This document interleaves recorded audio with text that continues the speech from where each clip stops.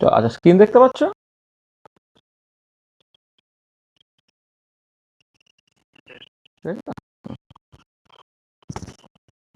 Right.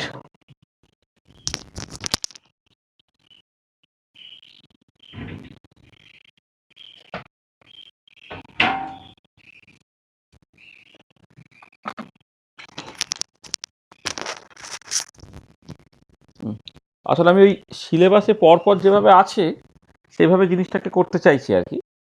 তাহলে পরপর প্রথমে অ্যাটমিক অ্যান্ড মলিকুলার স্ট্রাকচার আছে, তারপরে গেসিয়াস স্টেট আছে, তারপরে হচ্ছে লিকুইড স্টেট আছে, তারপর পরপর পরপর করে আছে। মানে এখন তো আর ওই কোনটা মানে পড়ানো হয়েছে কোনটা পড়ানো হয়নি এগুলো মাথায় রাখলে হবে না। এখন তো তোমার ফাইনাল একদম প্রিপারেশন। এই ফাইনাল যে 5-6 মাস সময়টা আছে, তাহলে তুমি আজকে আমি দেখছি দু একটা এক্সট্রা ক্লাস দিয়ে দেওয়ার চেষ্টা করব। হ্যাঁ, করে তুমি যদি মানে সেপ্টেম্বর থেকে ধরো, সেপ্টেম্বর, অক্টোবর, নভেম্বর, ডিসেম্বর, জানুয়ারি, আর 5 মাসের মধ্যে তুমি সময় পাচ্ছ। এই 5 মাসের মধ্যে তো পুরো পার্টটাকে কভার করতে হবে। তাহলে তাতে আমরা মানে যাকে যতগুলো ক্লাস লাগবে সেগুলো এক্সট্রা ক্লাস ক্লাস করে দিয়ে দেওয়া হবে, অসুবিধা হবে না। কিন্তু ওই যেটা আর কি, ওই ভাব আমি সবসময় ওয়েট করছিলাম যে সবাইয়ের পরীক্ষাটা হয়ে যাক। ক্যালকাটাটা যদিও বা হলো, এখনো বিদ্যাসাগরটা হচ্ছে না। এটা কি হয় যে সবাইয়ের পরীক্ষাটা হয়ে গেলে সবাই ফুল মানে একটা প্রিপারেশন, মানে ফুল এফোর্ট দিয়ে প্রিপারেশনটাকে নিতে পারে। নাহলে এদিকে ইউনিভার্সিটি পরীক্ষার চাপ থাকে, সব মিলে একটা বেশ গন্ডগোলের জায়গায় হয়ে যায়। তাহলে চলো এবারে একদম স্পেসিফিক্যালি সিলেবাস ধরে আমরা পরপর করে পড়িয়ে দেওয়ার চেষ্টা করছি আর কি। এটাকে আমি এটাকে করলাম, এটাকে অন করেছি তো, এক সেকেন্ড দেখে আমি এটাকে করেছি কিনা। হ্যাঁ, দেখো, শুরু করা যাক। এই যেটা লিকুইড স্টেটের যে সিলেবাসটা আছে, তাতে এই পয়েন্টগুলো উল্লেখ করা আছে, দেখবে সিলেবাসটায়, জ্যামের সিলেবাসে, যে physical properties of liquid, vapour pressure, surface tension and coefficient of viscosity and their applications, effect of concentration of solutes on surface tension and viscosity, effect of temperature on viscosity of liquid। তাহলে এইটুকু জিনিস কিন্তু তোমার cover করা আছে। তাহলে এই পুরো জিনিসটা আমরা এবার দেখি আজকে পুরোটা পড়ানো হয়ে যায় নাকি দুটো ক্লাস লাগে, সেই মতো করে আমরা করছি আর কি জিনিসটা। দেখো তাহলে শুরুটা করছি। এই যে এখানে যেটা লেখা আছে দেখো, ফিজিক্যাল প্রপার্টিজ অফ লিকুইড, সেই ফিজিক্যাল প্রপার্টিজ অফ লিকুইডস নিয়ে জাস্ট কথাবার্তা বলা যাক। দেখো, ফিজিক্যাল প্রপার্টিজ অফ লিকুইড নিয়ে যখন তুমি কথাবার্তা বলবে, তার ক্ষেত্রে যেটা মানে যে অনেকগুলো ইম্পর্টেন্ট পয়েন্ট আছে, তার মধ্যে মোস্ট ইম্পর্টেন্ট পয়েন্ট হচ্ছে a liquid is characterise by short range order and long range disorder. সেইটা স্পেশাল এমফ্যাসিস দেওয়া যাক। যখন তুমি যে পদার্থের যে 4টে অবস্থা আছে, সলিড, লিকুইড, গ্যাস এবং প্লাজমা, এই সলিড, লিকুইড এবং গ্যাস এবং প্লাজমার মধ্যে যেটা হয় যে লিকুইডের ক্ষেত্রে, সলিডের ক্ষেত্রে তোমার লং রেঞ্জ অর্ডার হয়, অর্থাৎ কোন একটা পার্টিকুলার অ্যাটম বা মলিকুলকে কেন্দ্র করে যে ফিজিক্যাল অ্যাটমসফিয়ারটা, সেইটা through out the crystal extended থাকে। আর গ্যাসের ক্ষেত্রে সেগুলো র্যান্ডাম বা ক্যাওটিক হয়। প্লাজমাটা একটু স্পেশাল কেস, বা প্লাজমাটা আমাদের এখানে ধর্তব্যের মধ্যে না রাখলেই চলে। প্লাজমাটা যেটা থাকে, প্রচুর আয়ন্স টায়ন্স থাকে সেখানে, তারা হাইলি কন্ডাক্টিভ হয়। তাহলে আমরা মূলত আমাদের এই নর্মাল রুম টেম্পারেচারে যে 3টে স্টেটস অফ ম্যাটার দেখতে পাই, একটা হচ্ছে সলিড, একটা লিকুইড, একটা গ্যাস।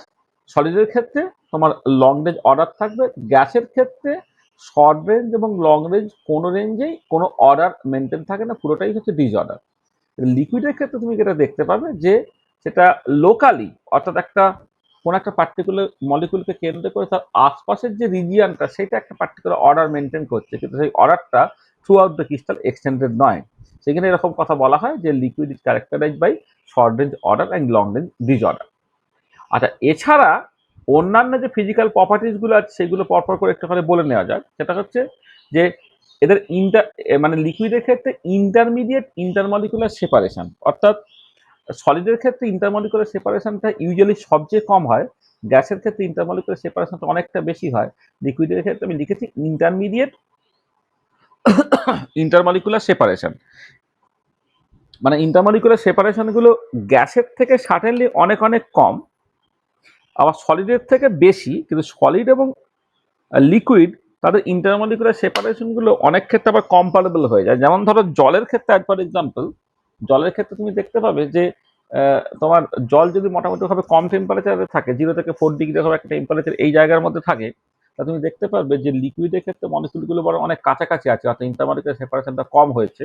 সলিডের ক্ষেত্রে বরং ইন্টারমলিকুলার সেপারেশনটা বেশি হয়ে গেছে। ওই জন্য ইউজুয়ালি ওটা ইন্টারমলিকুলার সেপারেশন। ইন্টারমিডিয়েট মানে হচ্ছে সলিডের যে ইন্টারমলিকুলার সেপারেশন তার থেকে এটা বেশি, আর গ্যাসের যে ইন্টারমলিকুলার সেপারেশন তার তুলনায় কম।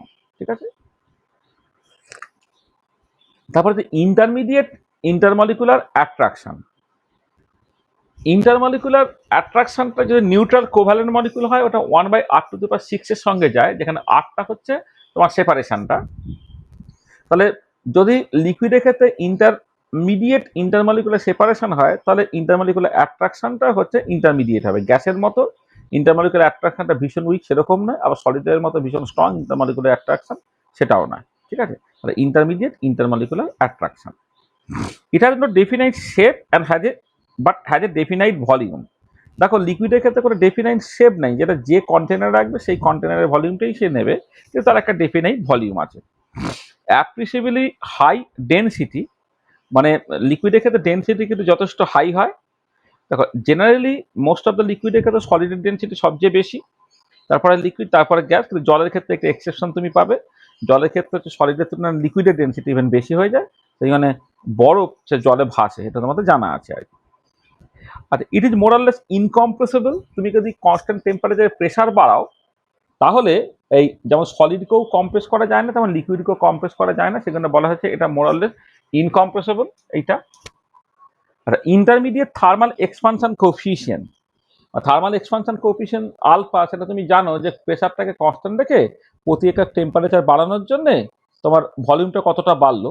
গ্যাসের ক্ষেত্রে সেটা অনেকটা বেশি বাড়ে, সলিডের ক্ষেত্রে বাড়তে চায় না, আর তোমার লিকুইডের ক্ষেত্রেও কিন্তু সেটা বাড়তে চায় না, তবে সলিডের ক্ষেত্রে সলিডের তুলনায় লিকুইডের ক্ষেত্রে একটু বেশি বাড়তে চায়, এখানে এদের ইন্টারমিডিয়েট থার্মাল এক্সপানশন কোফিশিয়েন্ট হয় এটা। আচ্ছা, এছাড়া যে কতগুলো জিনিস ইম্পর্টেন্ট, যে liquid can flow if there is a pressure gradient. Liquid এবং গ্যাসের মতো দুজনের ক্ষেত্রেই যেটা হয়, যদি একটা প্রেসার ডিফারেন্স থাকে তাহলে কিন্তু লিকুইড ফ্লো করতে পারে। Liquid do not obey a common equation of state. আসলে গ্যাসের ক্ষেত্রে যেটা হয়, সমস্ত গ্যাসগুলো মোরালেস একই রকমভাবে বিহেভ করে বলে গ্যাসের ক্ষেত্রে তোমার একটা কমন ইকুয়েশন অফ স্টেট থাকে, কিন্তু লিকুইডের ক্ষেত্রে এরকম কোনো কমন ইকুয়েশন অফ স্টেট নেই। সলিডের ক্ষেত্রে তেমন কোনো কমন ইকুয়েশন অফ স্টেট নেই। আচ্ছা, with increase in temperature liquids can freeze, and with increase in temperature with decrease in temperature liquids can freeze. Liquid solidify করে যদি তুমি টেম্পারেচারটাকে কমাও, আর with increase in temperature liquid can vaporize or boil. Liquid তোমার vaporize করতে পারে বা বয়েল করতে পারে। এর liquid is characterise by short range order and long range disorder, যেটা আমি হেডিং দিয়েছিলাম, সেটা প্রথমে উল্লেখ করেছিলাম, সেটা এখানে বললাম। তাহলে এইগুলো দেখো, এইগুলো হচ্ছে তোমার একটা লিকুইড স্টেটকে ক্যারেক্টারাইজ করার জন্য যে সমস্ত ইম্পর্টেন্ট ফিজিক্যাল প্রপার্টিজের কথা বলা হয় সেগুলো আমরা বললাম। Intermediate intermolecular separation, intermediate intermolecular attraction, it has no definite shape but has a definite volume, appreciably high density, more or less incompressible, intermediate thermal expansion coefficient, liquid can flow if there is a pressure gradient, liquids do not obey the common equation of state, temperature কমালে সে solidify করে, temperature বাড়ালে সে ভেপোরাইজ করে বা boil করে, আর লিকুইডটা একটা short range order এবং long range D order দিয়ে তোমাকে ক্যারেক্টারাইজ করতে হবে। এটা বোঝা গেল এই পয়েন্টগুলো? ঠিক আছে,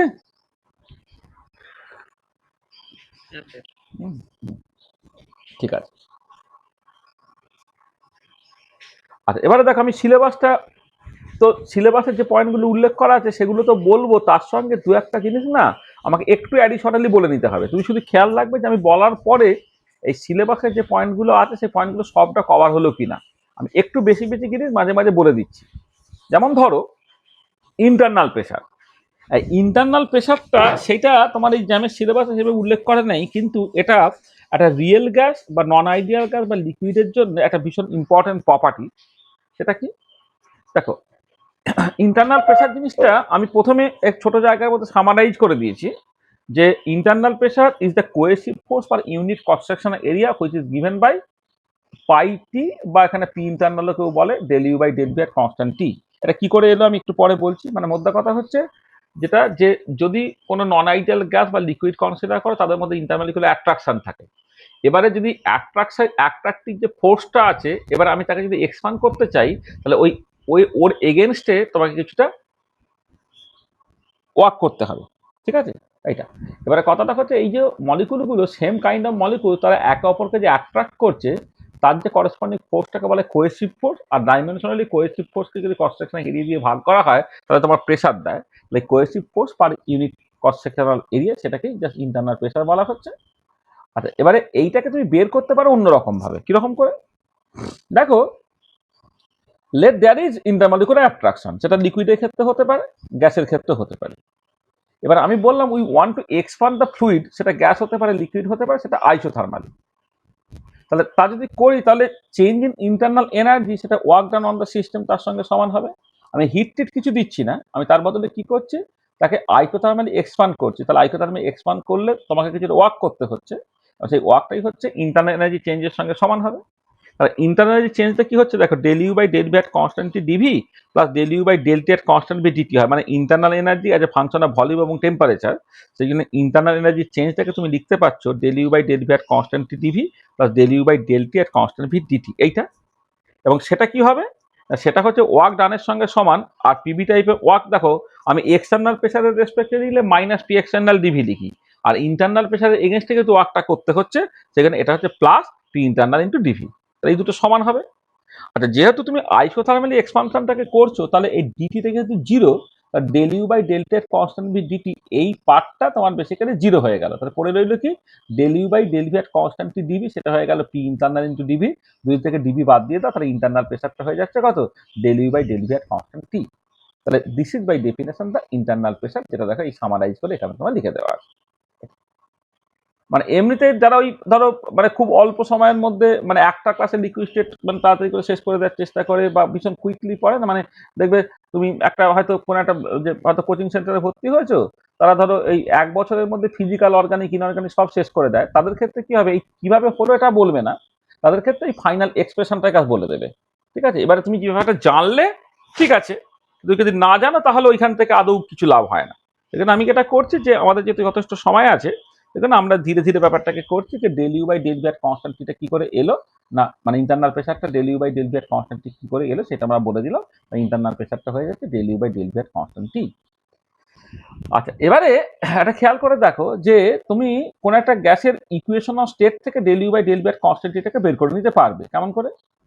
তো থার্মোডাইনামিক ইকুয়েশন অফ স্টেটটা কি বলে, del you by del V at constant T, সেটা হচ্ছে T into del P by del T at constant P minus P. এটা তুমি এখানে বসিয়ে দাও। সেই জন্য কোনো একটা গ্যাসের ইকুয়েশন অফ স্টেট থেকে যদি ইন্টারনাল প্রেসারটাকে বের করতে হয় তাহলে এই ফর্মুলা তোমাকে ব্যবহার করতে হবে। পি ইন্টারনালটা হচ্ছে T into del P by del T at constant P minus P, এটা। আচ্ছা, এবারে ভ্যান ডাল আইডিয়াল গ্যাসের জন্য প্রথমে পড়ে দেখো। আইডিয়াল গ্যাসের জন্য তুমি এমনিতেই জানো del you by del V at constant T zero, মানে জুল এক্সপেরিমেন্ট, যেটা জুল এক্সপেরিমেন্ট থেকে তুমি জানো যে for ideal gas internal energy is only the function of temperature, তাহলে automatically del you by del V at constant টিটা zero হবে। সেটা তুমি দেখাতে পারো কি করে, তুমি দেখো এই del you by del V এর কনস্ট্যান্ট টিটা যে T, del P by del টি এর কনস্ট্যান্ট ভি মাইনাস পি, যেটা থার্মোডাইনামিক ইকুয়েশন অফ স্টেট থেকে তুমি পেলে। আর আইডিয়াল গ্যাসের যেহেতু পিটা হচ্ছে এনআরটি বাই ভি, সেখান থেকে ডেল পি বাই ডেল টি এর কনস্ট্যান্ট ভিটাকে বের করে নেওয়া হলো, সেটা হচ্ছে এনআর বাই ভি। তাহলে এটা হয়ে গেল NRT by V minus P, আর এনআরটি বাই ভিটা হচ্ছে প্রেসার, তাহলে পি মাইনাস পি বেসিক্যালি তোমার জিরো হয়ে গেল। দেখো আইডিয়াল গ্যাসের ক্ষেত্রে ইন্টারনাল প্রেসারটা জিরো, কারণ ইন্টারনাল অ্যাট্রাকশন নাই বলে ইন্টারনাল প্রেসারটা তোমার জিরোই হবে। আচ্ছা, ভ্যান ডর ওয়াল গ্যাসের জন্য দেখো কি হচ্ছে, ভ্যান ডর ওয়াল গ্যাসের ইকুয়েশন অফ স্টেটটা হচ্ছে P plus N square by V square into v minus N b equal to nRT. সেখান থেকে পিটাকে বের করে নিলাম, কত বের হচ্ছে দেখো, NRT by V minus N B minus N square A by V square. এখান থেকে ডেল পি বাই ডেল টি এর কনস্ট্যান্ট ভি করো, করলে কত বেরোচ্ছে, NR by V minus N B. তাহলে দেখো ইন্টারনাল প্রেসারটা এবারে বসিয়ে দাও, del you by del V এর কনস্ট্যান্ট যেটা ছিল কত, যেটা ছিল হচ্ছে T into del P by del টি এর কনস্ট্যান্ট বি মাইনাস পি, বসিয়ে দিলে ওটা NRT by V minus N B minus P, এটা হয়ে যাচ্ছে N square A by V square. N স্কোয়ারটাকে এখানে ভাগ করে দাও, তাহলে পি ইন্টারনালটা হয়ে গেল A by V bar square, যেখানে ভি বারটা কি ভি বাই জন্য মোলার ভলিউম। তাহলে দেখো ভ্যান ডর ওয়াল গ্যাসের জন্য এই যে আমি এখানে লিখে রেখেছিলাম, যদি ভ্যান ডর ওয়াল গ্যাস অর্থাৎ ইন্টারনাল প্রেসারটা A by V bar square হয়, তো সেটা আমি ক্যালকুলেট করে দেখলাম কেমন করে ভ্যান ডর ওয়াল গ্যাসের জন্য ইন্টারনাল প্রেসারটা A by V bar square হচ্ছে। ঠিক আছে, হলো। এবার আমি এখানে তোমাদের এই এর জন্যে অন্য মানে ideal gas most simple situation, আর ভ্যান ডার গ্যাসটা হচ্ছে মোস্ট কমপ্লিকেটেড সিচুয়েশন। এবার ইন্টারমিডিয়েট দুটো ইকুয়েশন অফ স্টেট আমরা বলি, একটা হচ্ছে P plus N square by V square into V equal to NRT. দেখো ভ্যান ডার গ্যাসের জন্য অ্যাট্রাকশন রিপালশন দুটোই আছে, এ এর মধ্যে ইন্টারমলিকুলার অ্যাট্রাকশন থাকে, বি এর মধ্যে ইন্টারমলিকুলার রিপালশন থাকে, তাহলে ভ্যান ডার গ্যাসের অ্যাট্রাকশন রিপালশন দুটোই আছে। আর আইডিয়াল গ্যাসের ক্ষেত্রে কিছুই নাই। এবার আমি মাঝে দুটো ইন্টারমিডিয়েট তোমার ইকুয়েশন অফ স্টেট বললাম, যার ক্ষেত্রে একজনের ক্ষেত্রে অ্যাট্রাকশন আছে, আরেকজনের ক্ষেত্রে শুধুমাত্র রিপালশন আছে। তাহলে এদের জন্য তুমি একই রকম ভাবে ওই ইন্টারনাল প্রেশারটাকে ক্যালকুলেট করবে। দেখবে এই যেটা p into v minus N b equal to nRT, তার জন্য একটা জিরো বেরিয়ে যাবে। আর আরেকটা যেটা আছে তোমার ওই p plus N square by V square into V equal to nRT, তার ক্ষেত্রে এটাই বেরোবে, n square by V square বা এ বাই ভি বার স্কোয়ারটা বেরোবে। দেখো এই জায়গাটা কোনো অসুবিধা হলে বলো। মানে ইন্টারনাল প্রেশারটা কারো কিছু বুঝতে অসুবিধা হলে বলো, ঠিক আছে? বুঝছো তো? অনামিক তো আছিস, বিভাস আছিস? হুম হুম। কোনো বুঝতে অসুবিধা হলে বলবে, একটু বন্ধুদেরকে একটুখানি বলো। আসলে আমারই দোষ মাঝে, মানে প্রথমে তো ক্লাসগুলো তোমরা খুব যত্ন করে করছিলে, কিন্তু এই যে কারো না কারো পরীক্ষা চলে এলো বলে আমি ক্লাসগুলো ডিসকন্টিনিউ করলাম, মানে করলাম না। তারপরে এই আজ শুরু করি কাল শুরু করি, আমি মানে কদিন আগে শ্রেয়ার সাথে একবার কথা হলো যে ক্লাসটা আজ শুরু হবে। তারপর তখন ক্যালকাটার পরীক্ষাটা ফুল ফর্মে চলছে, তো 16 তারিখ পরীক্ষা শেষ হলো। হ্যাঁ, এবারে 16 তারিখ পরীক্ষার পরে আমি ক্লাসটা নিতে চাইছিলাম আর কি। হ্যাঁ, সেটা এবারে ওদের যদি প্র্যাকটিক্যাল পরীক্ষাটা বুধবার থেকে আছে, কিন্তু এটা অতটা ওয়েট করা যাচ্ছে না, এবার আমাদের শুরু করেই দিতে হচ্ছে। আর বিদ্যাসাগর ইউনিভার্সিটির সুজনদের পরীক্ষাটা তো, সুজন তো পরীক্ষা কবে ডেট দিয়েছে? এখনো ডেট দেয়নি, তাহলে বুঝতে পারছিস তো মানে কিরকম অসুবিধে। হ্যাঁ, যাকে এর মধ্যে করে তোদেরও অনেকে জয়েন করেছিল ক্লাসটা করতে, একটুখানি ওদের বলিস। আমার মনে হচ্ছে সুপ্রিয়া, প্রতিমা, দীপান্বিতা এরা সব ক্লাসগুলো করতো। হ্যাঁ, ওদেরকে একটুখানি বলবি, হ্যাঁ ক্লাসটা আবার নতুন করে শুরু হয়েছে, হ্যাঁ সেটা কেন করে নেয় আর কি। এবারে মানে পরীক্ষায় হোক যাই হোক, এটা বন্ধ হবে না, যেদিন পরীক্ষা হবে সেদিন তোরা ভিডিও টিডিওগুলো দেখে নিবি আর কি। আর আমরা হচ্ছে মঙ্গলবার সকালেই নর্মাল টাইমটা লাগছে, মঙ্গলবার সন্ধ্যাবেলাটা বড্ড ইরেগুলারিটিস হয়ে যাচ্ছে। এবারে আমি আজকে মঙ্গলবারের বদলে সোমবার পড়িয়ে দিচ্ছি, তার কারণটা হচ্ছে আজকে যেহেতু কলেজ ছুটি আছে, আমি আসলে সোমবার সকালে কোনো পড়ানো রাখি না, ওটা ট্রেনে থাকি বলে। মঙ্গলবার সকালে অ্যাজ ইউজুয়াল আমার কোনো অসুবিধা হয় না। এই সপ্তাহে কিন্তু সোমবার ছুটি, মঙ্গলবার সকালে আমি ট্রেনে থাকবো, কারণ আজকে পড়িয়ে দিচ্ছি, পরের সপ্তাহ থেকে কিন্তু ওটা মঙ্গলবার সকালে হবে। হ্যাঁ, ক্লাসটা মঙ্গলবার সকালে কারো অসুবিধা নেই তো? না স্যার। তাহলে সে ইন্টারনাল প্রেসারটা বোঝা গেল তো? হ্যাঁ স্যার। আচ্ছা আচ্ছা, নেক্সট দেখো, নেক্সট আমরা যেটা করবো সেটা হচ্ছে ভেপার প্রেসার। এবং ভেপার প্রেসার সংক্রান্ত আমরা ক্ল্যাপেরন এবং ক্লসিয়াস ক্ল্যাপেরন ইকুয়েশনটাকে একটু বোঝার চেষ্টা করবো। মানে আসলে এই ক্লসিয়াস ক্ল্যাপেরন ইকুয়েশন, মানে ক্ল্যাপেরন আর ক্লসিয়াস ক্ল্যাপেরন ইকুয়েশন, এটা ফেজ ইকুইলিব্রিয়ামের কনটেক্সটে আমরা পড়ি, যেখানে পিটি ফেজ ডায়াগ্রাম করতে হয়, পরে পিওর সাবস্টেন্স, সেখানে ক্ল্যাপেরন এবং ক্লসিয়াস ক্ল্যাপেরন ইকুয়েশন করতে হয়। এবং ওইখানে ভেপার প্রেসার নিয়ে প্রচুর কথাবার্তা বলতে হয়, তার সংক্রান্ত রাউলস ল, তারপরে তোমার ধরো যে বিভিন্ন রকম যে কলিগেটিভ প্রপার্টিসগুলো, সেখানে ভেপার প্রেসারের একটা ভীষণ ইম্পর্টেন্ট রোল আছে, ওই জায়গাতেই মূলত জিনিসটাকে পড়া হয়। কিন্তু জ্যামের সিলেবাসে দেখো এই লিকুইড স্টেট, তার মধ্যে কিন্তু তোমার এটা আছে যে ফিজিক্যাল প্রপার্টিজ অফ লিকুইড, তারপরে ভেপার প্রেসার। আমি ইন্টারনাল প্রেসারটাকে ওই ফিজিক্যাল প্রপার্টিজ অফ লিকুইড তার মধ্যে রেখে দিলাম, তারপরে যে ভেপার প্রেসারটা তোমার আছে, সেখানে ভেপার প্রেসারটা নিয়ে কিছু কথাবার্তা বলা যায়। আর প্রথমে আমি এই লেখাটা আমি পরে পড়ে দিচ্ছি। আগে তোমার এইখানে যে কথাবার্তা, এগুলো এখানে যে ছবিটা আঁকা আছে সেইটা নিয়ে কিছু কথা বলি। দেখো, ধরো একটা ক্লোজ কন্টেনার তুমি নিয়েছো, তার কিছুটা লিকুইড দিয়ে ফিল আপ আছে।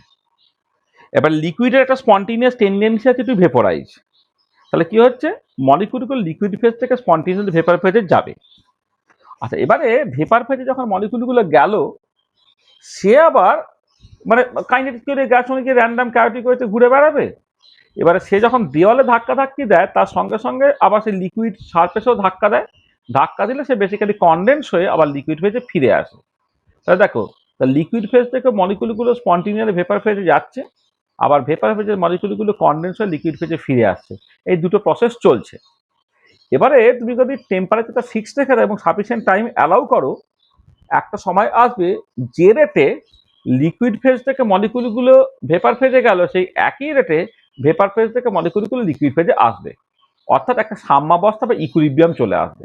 আর যখন ইকুইলিব্রিয়াম চলে আসবে তখন ভেপার ফেজে যে প্রেসারটা তাকে বলা হচ্ছে স্যাচুরেটেড ভেপার প্রেসার বা সিম্পলি ভেপার প্রেসার। ঠিক আছে,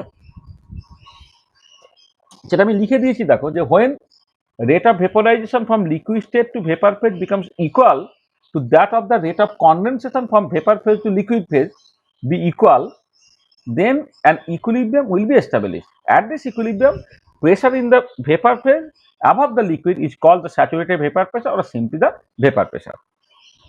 ঠিক আছে, আচ্ছা এই যে ভেপোরাইজেশন প্রসেসটা সেটা কিন্তু এন্ট্রপিক্যালি ফেভারেবল, কারণ লিকুইড ফেজ থেকে গ্যাস ফেজে মলিকুলটা যাচ্ছে, র্যান্ডামনেস কাওয়াসনেস বাড়ছে, সেখানে ভেপোরাইজেশন প্রসেসটা এন্ট্রপিক্যালি ফেভারেবল। কিন্তু অ্যাট দ্য সেম টাইম দেখো তোমার আচ্ছা সেটা ঠিক আছে পরে বলছি। আচ্ছা মানে এমনিতে এটা আবার এনার্জেটিক্যালি আনফেভারেবল হয়, মানে সেটা এখানে লিখিনি, হয়তো পরে লেখা থাকতে পারে। এনার্জেটিক্যালি আনফেভারেবল হয় মানে হচ্ছে, ধর আমি জলের ক্ষেত্রে স্পেসিফিক্যালি যদি দেখি, জলের ক্ষেত্রে হাইড্রোজেন বন্ডিং থাকে, তাহলে হাইড্রোজেন বন্ডিং তো সাম কাইন্ড অফ স্টেবিলাইজেশন দেয়, বা আরবিট্রারি যে কোনো লিকুইডের কথা তুমি কনসিডার করো, তাহলে লিকুইড অবস্থায় আছে কেন, নিশ্চয়ই ইন্টারমলিকুলার ফেভারেবল অ্যাট্রাকশন আছে বলেই রুম টেম্পারেচারে লিকুইড ফর্মে আছে। যদি ইন্টারমলিকুলার অ্যাট্রাকশন কিছু না থাকতো তাহলে তো ভেপার ফেজে থাকতো। তাহলে লিকুইডের ক্ষেত্রে একটা ইন্টারমলিকুলার অ্যাট্রাকশন আছে, সেই অ্যাট্রাকশনটা ভ্যানিশ করে গেছে যখন ভেপার ফেজে তুমি যাচ্ছ, বা সেই অ্যাট্রাকশনটা কমে যাচ্ছে যখন তুমি ভেপার ফেজে আছো।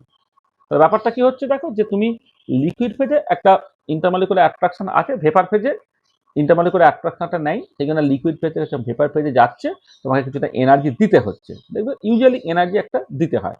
সেখানে এই প্রসেসটা এনার্জেটিক্যালি আনফেভারেবল, অর্থাৎ এই প্রসেসটা কিন্তু তোমার এন্ডোথার্মিক, তোমাকে এনার্জিটা দিতে হচ্ছে, কিন্তু এটা এন্ট্রপিক্যালি ফেভারেবল। আচ্ছা এবারে দেখো, যখন ডেল্টা জিটা তো আমি জানি ডেল্টা এইচ মাইনাস টি ডেল্টা এস, তাহলে এবারে এই ভেপোরাইজেশন প্রসেসটা ঘটছে কারণ এটা এন্ট্রপিক্যালি ফেভারেবল বলে। এবার ডেল্টা এস যদি পজিটিভ সাইন হয়, তুমি যদি টেম্পারেচারটাকে বাড়াও, তাহলে মাইনাস টি ডেল্টা এসটা ডেল্টা জিকে আরো বেশি নেগেটিভ করতে চাইবে, আর ডেল্টা জি আরো বেশি নেগেটিভ হয়ে যাওয়া মানে হচ্ছে প্রসেসটা ফেভারেবল হবে। এখানে লেখা আছে with increasing temperature rate of vaporisation increases, এবং রেট অফ ভেপোরাইজেশন যদি ইনক্রিজ করে তাহলে ভেপার ফেজে মলিকুলের সংখ্যা বাড়বে, তার মতো করে ভেপার প্রেশারটাও বাড়বে। তাহলে টেম্পারেচার বাড়ালে কিন্তু রেট অফ ভেপোরাইজেশন বাড়ে বা ভেপার প্রেশার বাড়ে। আচ্ছা এবারে কথা হচ্ছে যে টেম্পারেচার বাড়াতে বাড়াতে বাড়াতে বাড়াতে একটা সময় এলো যখন এই যে স্যাচুরেটেড ভেপার প্রেশারটা এক্সটার্নাল প্রেশারের সঙ্গে সমান হয়ে গেল, আর যখনই স্যাচুরেটেড ভেপার প্রেশারটা এক্সটার্নাল প্রেশারের সঙ্গে সমান হবে তখন লিকুইডটা বয়েল করবে, এবং যে টেম্পারেচারে স্যাচুরেটেড ভেপার প্রেশারটা এক্সটার্নাল প্রেশারের সঙ্গে সমান হচ্ছে তাকে বলা হচ্ছে বয়েলিং পয়েন্ট। কি বলা হচ্ছে, একটা particular temperature when saturated vapor pressure becomes equal to the external pressure, then the liquid boils. This temperature is called the boiling point of the liquid. ঠিক আছে, for pure liquid when external pressure is 1 atmosphere, then the corresponding boiling point is called the normal boiling point. The external pressure কে তুমি 1 atmosphere করে দাও এবং লিকুইডটা pure হয়, তাহলে যে টেম্পারেচারে ওই পিওর লিকুইডটা বয়েল করছে সেটাকে বলা হচ্ছে তোমার নর্মাল বয়েলিং পয়েন্ট। ঠিক আছে, বোঝা গেল? তাহলে দেখো, তাহলে ভেপার প্রেশার সংক্রান্ত এই 3-4টে পয়েন্ট, ভেপার প্রেশারের ডেফিনেশন তুমি বুঝলে, ভেপার প্রেশার এন্ট্রপিক্যালি ফেভারেবল আর এনার্জেটিক্যাল আনফেভারেবল। এইখানে আমি একটু লিখে রাখি, মানে এটা এখানে এখানে আরেকটা পয়েন্ট আমি এখানে লিখে রাখি, কিছু বললাম।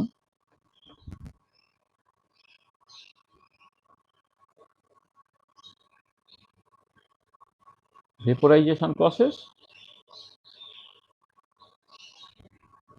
এন্ট্রপিক্যালি ফেভারেবল যখন বলেছি, এনার্জেটিক্যালি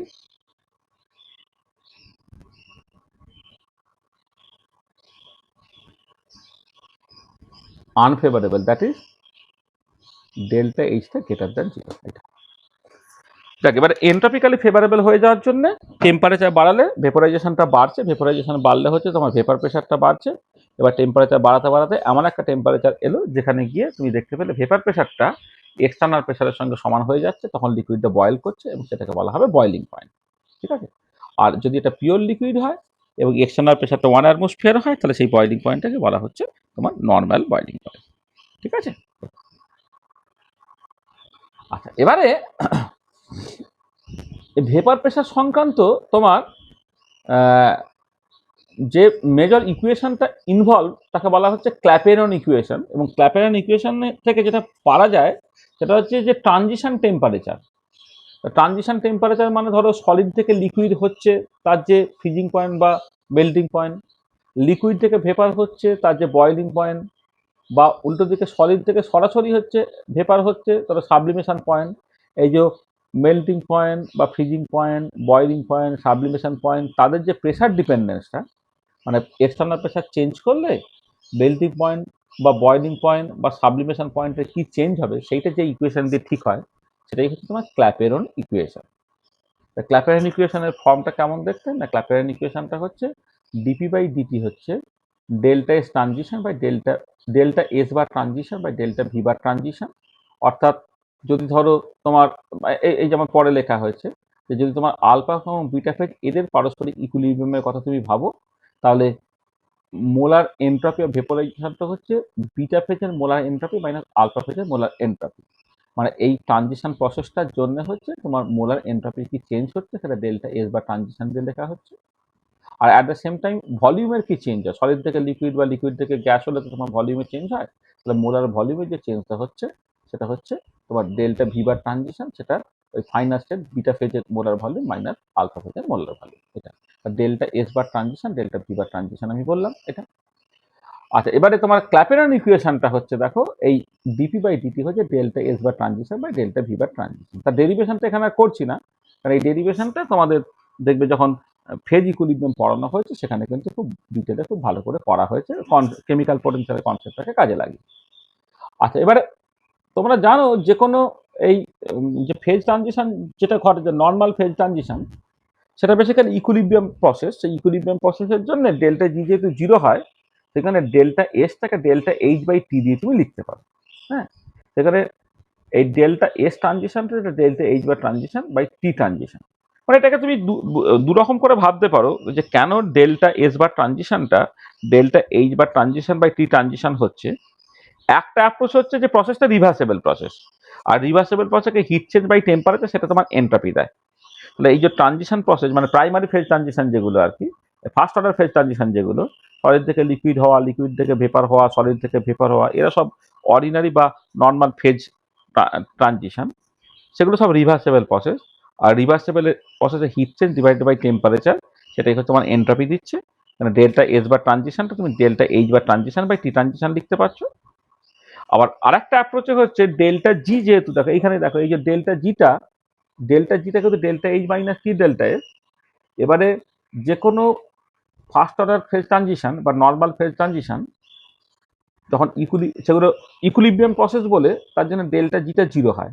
ডেল্টা জি যদি জিরো হয় তাহলে delta H minus T delta S equal to zero. সেখান থেকে ডেল্টা এসটা হচ্ছে ডেল্টা এইচ বাই টি হচ্ছে। সেখানে আমি এটা লিখেছি যে ডেল্টা ডেল্টা এসটা হচ্ছে delta h by T transition, এটা হলো। আচ্ছা, এবার ডেল্টা এইচ বা ট্রানজিশন যেটা, হ্যাঁ, সেটাই হচ্ছে তোমার লেটেন্ট হিট আর কি। মানে তোমার ধরো বরফ থেকে জল হচ্ছে, তো বরফ থেকে জল এই ট্রানজিশনের জন্য এনথালপির চেঞ্জটাই তো তার লিন তাপ বা লেটেন্ট হিট, মানে মোলার লেটেন্ট হিট এটা। এবারে তুমি ডেল্টা এইচ বা ট্রানজিশনকে মোলার লেটেন্ট হিট এইভাবে তুমি এক্সপ্রেস করতে পারো। তাহলে ক্ল্যাপেরন ইকুয়েশনটাকে তিন রকম ভাবে লিখতে পারো। ডিপি বাই ডিটি হচ্ছে ডেল্টা এইচ বা ট্রানজিশন বা ডেল্টা ভি বা ট্রানজিশন, অথবা ডেল্টা এইচ বা transition by T transition into delta V বা ট্রানজিশন। আর ডেল্টা এইচ বা ট্রানজিশনের জায়গায় তুমি মোলার লেটেন্ট হিটটাকে ব্যবহার করতে পারো। This is the Clapeyron equation. This equation gives the pressure dependence of transition temperature, আর ডেল্টা এস বা ট্রানজিশন ডেল্টা ভি বা ট্রানজিশন মানেটাকে বলে দেওয়া হবে।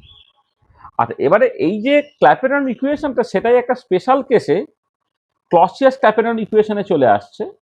কোন স্পেশাল কেসটা এখানে ইনভলভ না, তোমার এই যে কনডেন্স ফেজ,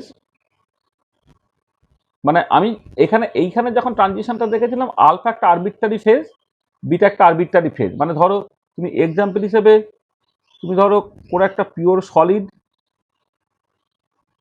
তার সঙ্গে লিকুইডের ফেজ ট্রানজিশন ভাবতে পারো, একটা লিকুইডের সঙ্গে ভেপারের ফেজ ট্রানজিশনটা ভাবতে পারো, অথবা সলিডের সঙ্গে ভেপারের ফেজ ট্রানজিশনটা ভাবতে পারো, ইত্যাদি ইত্যাদি। এবার আমি যদি এইটা বা এইটা, এই দু টাইপের ফেজ ট্রানজিশনের কথা ভাবি, এই যে ও পরে তো লেখাই হচ্ছে, সরি, এটা সলিডের সঙ্গে ভেপার আর লিকুইডের সঙ্গে ভেপার, মানে কনডেন্স ফেজ, সলিড আর লিকুইডকে কনডেন্স ফেজ বলা হয়। কনডেন্স ফেজ ভার্সেস ভেপার যদি ইকুইলিব্রিয়ামটা কথা তুমি ভাবো, তাহলে ডেল্টা ভি বা ট্রানজিশনটা কি হবে না, molar volume for the vapour phase minus molar volume for the condense phase. এবারে যেটা হয় যে molar volume for the condense phase সেটা তো সবসময় much less than molar volume for the vapour phase হয়, তো এটা মানে সলিডের মোলার ভলিউম বা লিকুইডের মোলার ভলিউমটা গ্যাসের মোলার ভলিউমের থেকে অনেক অনেক ছোট। সেই জন্য কি করলে এই কনডেন্স ফেজের মোলার ভলিউমটা তুমি জাস্ট ইগনোর করলে কি দাঁড়াচ্ছে, ডেল্টা ভি বা ট্রানজিশনটা just molar volume for the vapour হয়ে গেল। আর তুমি অ্যাজিউম করে নিচ্ছ যে গ্যাসটা আইডিয়ালি বিহেভ করছে, মানে অ্যাজিউমিং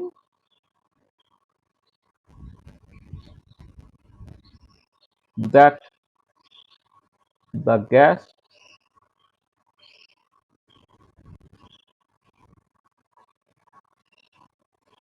বিহেভস আইডিয়ালি, তখন ভিবার ভেপোরাইজেশন মানে মোলার ভলিউম ফর দ্য ভেপারকে তুমি জাস্ট RT বাই পি দিয়ে লিখছো। হ্যাঁ, অ্যাজিউমিং দ্যাট দ্য গ্যাস মানে অ্যাজিউমিং দ্যাট দ্য ভেপার, এখানে গ্যাস মানে আমি এখানে ভেপারটার কথা বলছি, ভেপার তো বেসিক্যালি একটা গ্যাস। তাহলে ওই অ্যাজিউমিং দ্যাট দ্য ভেপার মানে তোমার ওই তোমাদের জানো ক্রিটিক্যাল টেম্পারেচার নিচে থাকলে সেটাকে ভেপার বলা হয়, ক্রিটিক্যাল টেম্পারেচার উপরে হলে সেটাকে গ্যাস বলা হয়, মানে অর্ডিনারি গ্যাস বলা হয়। তার মানে এমনি ভেপারটা মানে বলে না সব ভেপারই গ্যাস, কিন্তু সব গ্যাসই ভেপার নয়। তাহলে ভেপার মানে গ্যাস, আমি ধরে নিচ্ছি সেই ভেপারটা তোমার আইডিয়ালি বিহেভ করছে। আইডিয়ালি যদি বিহেভ করে তাহলে ভিবার ভেপারটা তুমি RT বাই পি বসিয়ে দিচ্ছ। এবার এইটা যদি এখানে বসিয়ে দেওয়া যায়, তাহলে এই এই এক্সপ্রেশনে যদি বসিয়ে দেওয়া যায় ডিপি বাই ডিটি, যেখানে ডেল্টা ভিবার ট্রানজিশন তার জায়গায় RT বাই পি বসিয়ে দাও, তুমি পেয়ে যাচ্ছ কত ডি, মানে এটা তুমি আলটিমেটলি করলে আলটিমেটলি এটা পাবে DlnP বাই ডিটি, এটা ডেল্টা এইচ বা ট্রানজিশন বাই RT স্কোয়ার তোমার দাঁড়াবে। এটাকে বলা হচ্ছে ক্লসিয়াস ক্ল্যাপেরন ইকুয়েশন। তাহলে দেখো ট্রানজিশন টেম্পারেচারে যখন তুমি প্রেসার ডিপেন্ডেন্স দেখবে, তখন যদি সলিড লিকুইড ইকুইলিব্রিয়াম হয় তখন নেসেসারিলি তোমাকে ক্ল্যাপেরন ইকুয়েশন ব্যবহার করতে হবে। আর যদি লিকুইড ভেপার বা সলিড ভেপার ইকুইলিব্রিয়াম হয় তুমি ক্ল্যাপেরন ইকুয়েশনে ব্যবহার করতে পারো, ক্লসিয়াস ক্ল্যাপেরন ইকুয়েশনে ব্যবহার করতে পারো। তাহলে ক্ল্যাপেরন ইকুয়েশন থেকে ক্লসিয়াস ক্ল্যাপেরন ইকুয়েশন আসছে একটা স্পেশাল কেসে, যেখানে আমরা তোমার ওই কনডেন্স ফেজ ভার্সেস ভেপার এই ইকুইলিব্রিয়ামটা নিয়ে কথাবার্তা বলছি। ঠিক আছে, এটা তাহলে বুঝতে পারলে ক্ল্যাপেরন ইকুয়েশন এবং ক্লসিয়াস ক্ল্যাপেরন ইকুয়েশন এই দুটো পরিষ্কার তোমার কাছে? ঠিক আছে, হলো? ঠিক আছে তো? হ্যাঁ স্যার। হুম, মাত্র 4 জন ক্লাস করছিস, একটু ইন্টারাক্ট কর। মানে এই যে দেখো আমাদের সিলেবাসে বললাম যে ভেপার প্রেশারটা আছে, তাহলে ভেপার প্রেশার নিয়ে জাস্ট এইটুকু আলোচনা একটুখানি আমি করে দিলাম। ভেপার প্রেশার নিয়ে নর্মাল আলোচনা করছে, তার সঙ্গে তোমার এই মানে তোমার এখানে ক্ল্যাপেরন ইকুয়েশন বা ক্লসিয়াস ক্ল্যাপেরন ইকুয়েশন কিন্তু ভেপার প্রেশারের সঙ্গে রিলেটেড, সেটা আমরা এখানে বললাম। আবার এই ভেপার প্রেশার নিয়ে আরো ডিটেল কথাবার্তা, মানে ধরো ক্ল্যাপেরন ইকুয়েশন নিয়ে কথাবার্তা, ক্লসিয়াস ক্ল্যাপেরন ইকুয়েশন নিয়ে কথাবার্তা, সেখানে যখন ফেজ ইকুইলিব্রিয়াম যেখানে আলোচনা করা হবে, ফেজ ইকুইলিব্রিয়ামের ক্ষেত্রে কিন্তু এটা তোমার আছে আর সেটা রাউলস ল, ফেজ ইকুইলিব্রিয়াম, সেগুলো সব আছে, সেটা তখন আলোচনা করবো। আচ্ছা, নেক্সট যেটা আমরা আলোচনা করব সেটা হচ্ছে সারফেস টেনশন নিয়ে একটু কথাবার্তা বলতে হবে। সারফেস টেনশনটা তোমাদের সিলেবাসে আছে। হ্যাঁ, তো সারফেস টেনশন জিনিসটা কি বলছে, surface tension is a property of a liquid due to which it behaves like a stretch membrane and tends to contract to the smallest possible area. Surface tension is given by force per unit length, that is gamma equal to F by L. The unit of surface tension is N, মানে Newton per metre, সেটা হচ্ছে SI unit, আর CGS ইউনিটটা হচ্ছে 9 পার centimetre, আর dimensionally সেটা হচ্ছে M T⁻²। এটা তাহলে এটা হচ্ছে সারফেস টেনশন। জাস্ট কি জিনিসটা তুমি বুঝলে, হ্যাঁ, এবং সারফেস টেনশনটা কিভাবে তোমার ডিফাইন করবে, মানে ডায়াফ্রামটা কিভাবে তুমি ক্যালকুলেট করবে, ফোর্স পার ইউনিট লেন্থ, এটা দিয়ে তুমি সেটা বুঝতে পারবে। আচ্ছা, সারফেস এনার্জি জিনিসটা কি না, the work required to increase the surface area by unit is called the surface energy.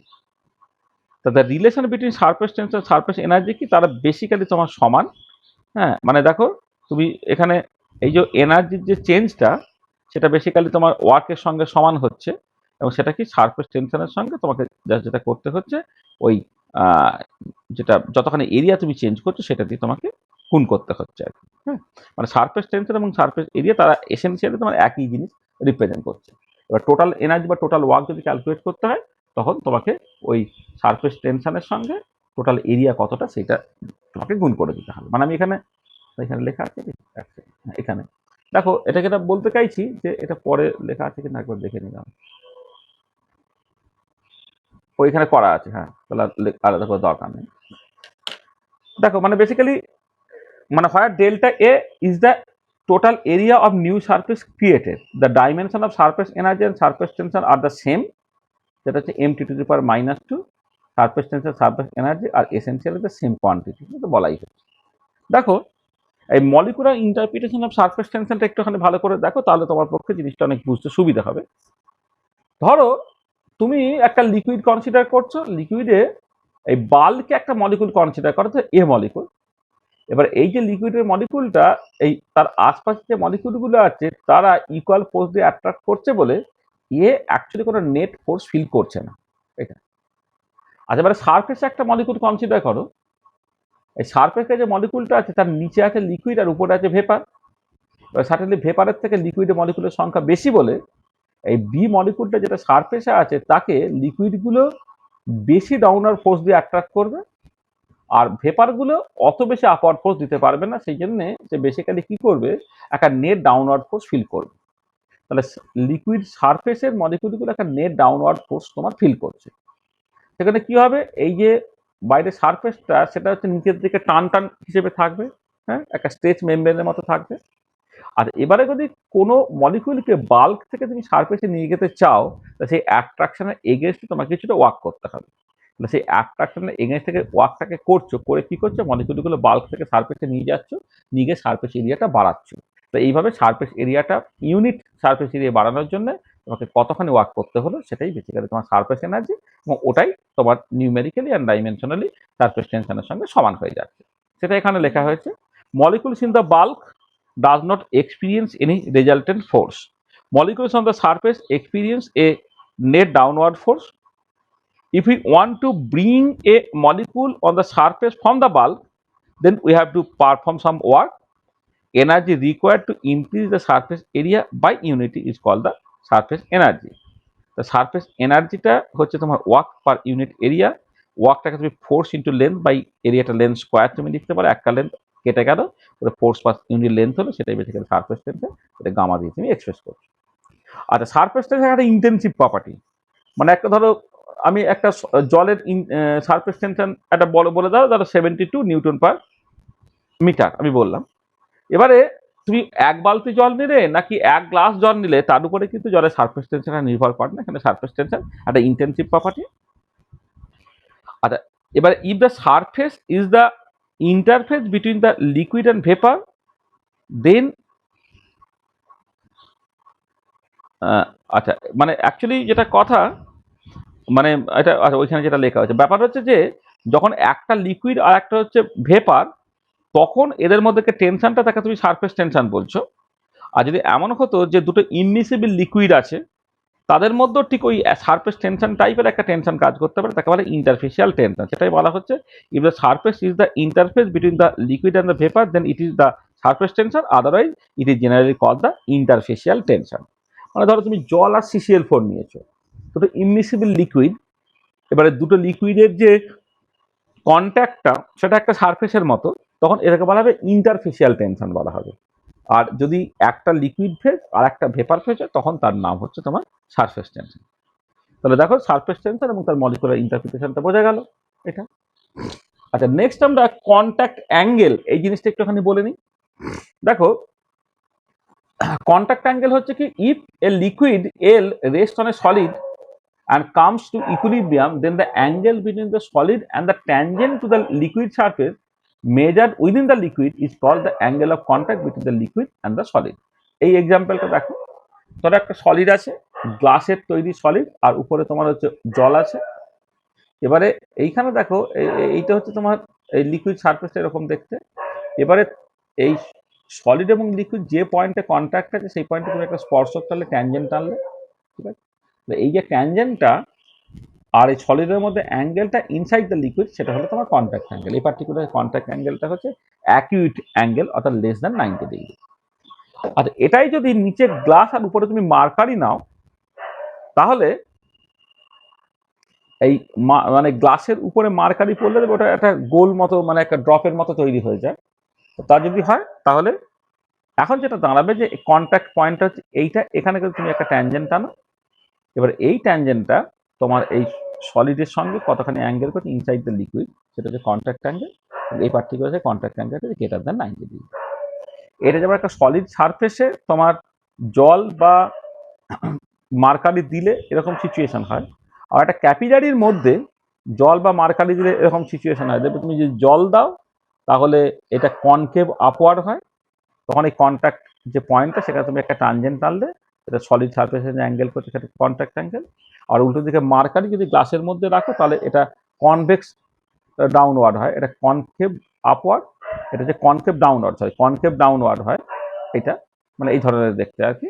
হুম, সেই পার্টিকুলার কেসে আবার ওই একই রকম ভাবে তুমি কন্ট্যাক্ট অ্যাঙ্গেলটাকে করতে পারো, সেটা গ্রেটার দ্যান 90 ডিগ্রি হচ্ছে। আচ্ছা, এবারে এইখান থেকে আমি একটা জিনিস বুঝতে চাইছি যে a condition of spreading of a liquid on solid surface, condition of spreading of a liquid on a solid surface, এটাকে বোঝার জন্য এই ছবিটা দেখো যে ধরো কোন একটা সলিডের উপর একটা লিকুইড আছে, এবারে একটা ইকুইলিব্রিয়ামে এই পার্টিকুলার পয়েন্টে কি কি ফোর্স আছে খেয়াল করে দেখো যে এখানে গ্যাস আর এখানে সলিড বলে একটা সলিড গ্যাস একটা ইন্টারফেসিয়াল টেনশন কাজ করবে, যেটা এই দিকে কাজ করবে। আচ্ছা, এই দিকে হচ্ছে লিকুইড সলিড যেহেতু কন্ট্যাক্ট আছে, তাহলে এই লাইন বরাবর একটা তোমার এই যে সলিড লিকুইড একটা সারফেস টেনশন বা ইন্টারফেসিয়াল টেনশন কাজ করবে। আর এই পয়েন্টে তুমি যদি একটা ট্যানজেন্ট টানো, তার ট্যানজেন্সিয়ালি এই লিকুইড এবং গ্যাস তাদের ইন্টারফেস, যেহেতু একটা লিকুইড গ্যাস তার একটা তোমার ইন্টারফেসিয়াল টেনশন কাজ করবে। এটা তাহলে একটা হচ্ছে এতগুলো ফোর্স এখানে আছে। আর এবারে দেখো ইকুইলিব্রিয়ামে কি হচ্ছে, ইকুইলিব্রিয়ামে হচ্ছে এদিকে ফোর্স আর এদিকের ফোর্সগুলো হচ্ছে সমান। মানে ইকুইলিব্রিয়ামে যখন থাকবে, এই দেখো এখানে লেখা হচ্ছে যখন ইকুইলিব্রিয়ামটা থাকবে তখন এইদিকে যে ফোর্সটা গামা এসজিটা, আর ডান দিকে ফোর্সটা কি হবে গামা এসএল থাকছে, আর গামা এলজির একটা কস থিটা কম্পোনেন্ট থাকছে, এই অ্যাঙ্গেলটা কিন্তু থিটা হয়। তাহলে অ্যাট ইকুইলিব্রিয়ামে gamma SG equal to gamma SL plus gamma LG into cos theta, এটাকে বলা হয় ইয়াং ইকুয়েশন। হ্যাঁ, এবারে এই ইকুয়েশন থেকে দেখো তুমি পরিষ্কার বুঝতে পারছো যে কস থিটাটা হয়ে যাচ্ছে তোমার gamma SG minus gamma SL by gamma LG, এটা হচ্ছে কস থিটাটা।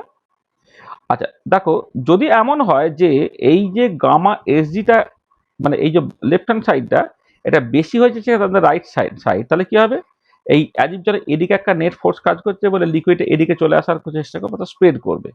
আর গামা এসজিটাকে যদি গ্রেটার দেন গামা, মানে এখানে দেখো গামা এসজিটা যদি গ্রেটার দেন গামা এসএল হয়, মানে এদিকে ফোর্সটা এদিকে ফোর্সের থেকে যদি বেশি হয় এইটা, তখন কস থিটাটা কত হয়ে যাচ্ছে, পজিটিভ হচ্ছে। হ্যাঁ, কস থিটাটা পজিটিভ হচ্ছে মানে থিটাটা লেস দ্যান 90 ডিগ্রি হচ্ছে, তখন কি হচ্ছে লিকুইডে সলিডের উপরে স্প্রেড করবে।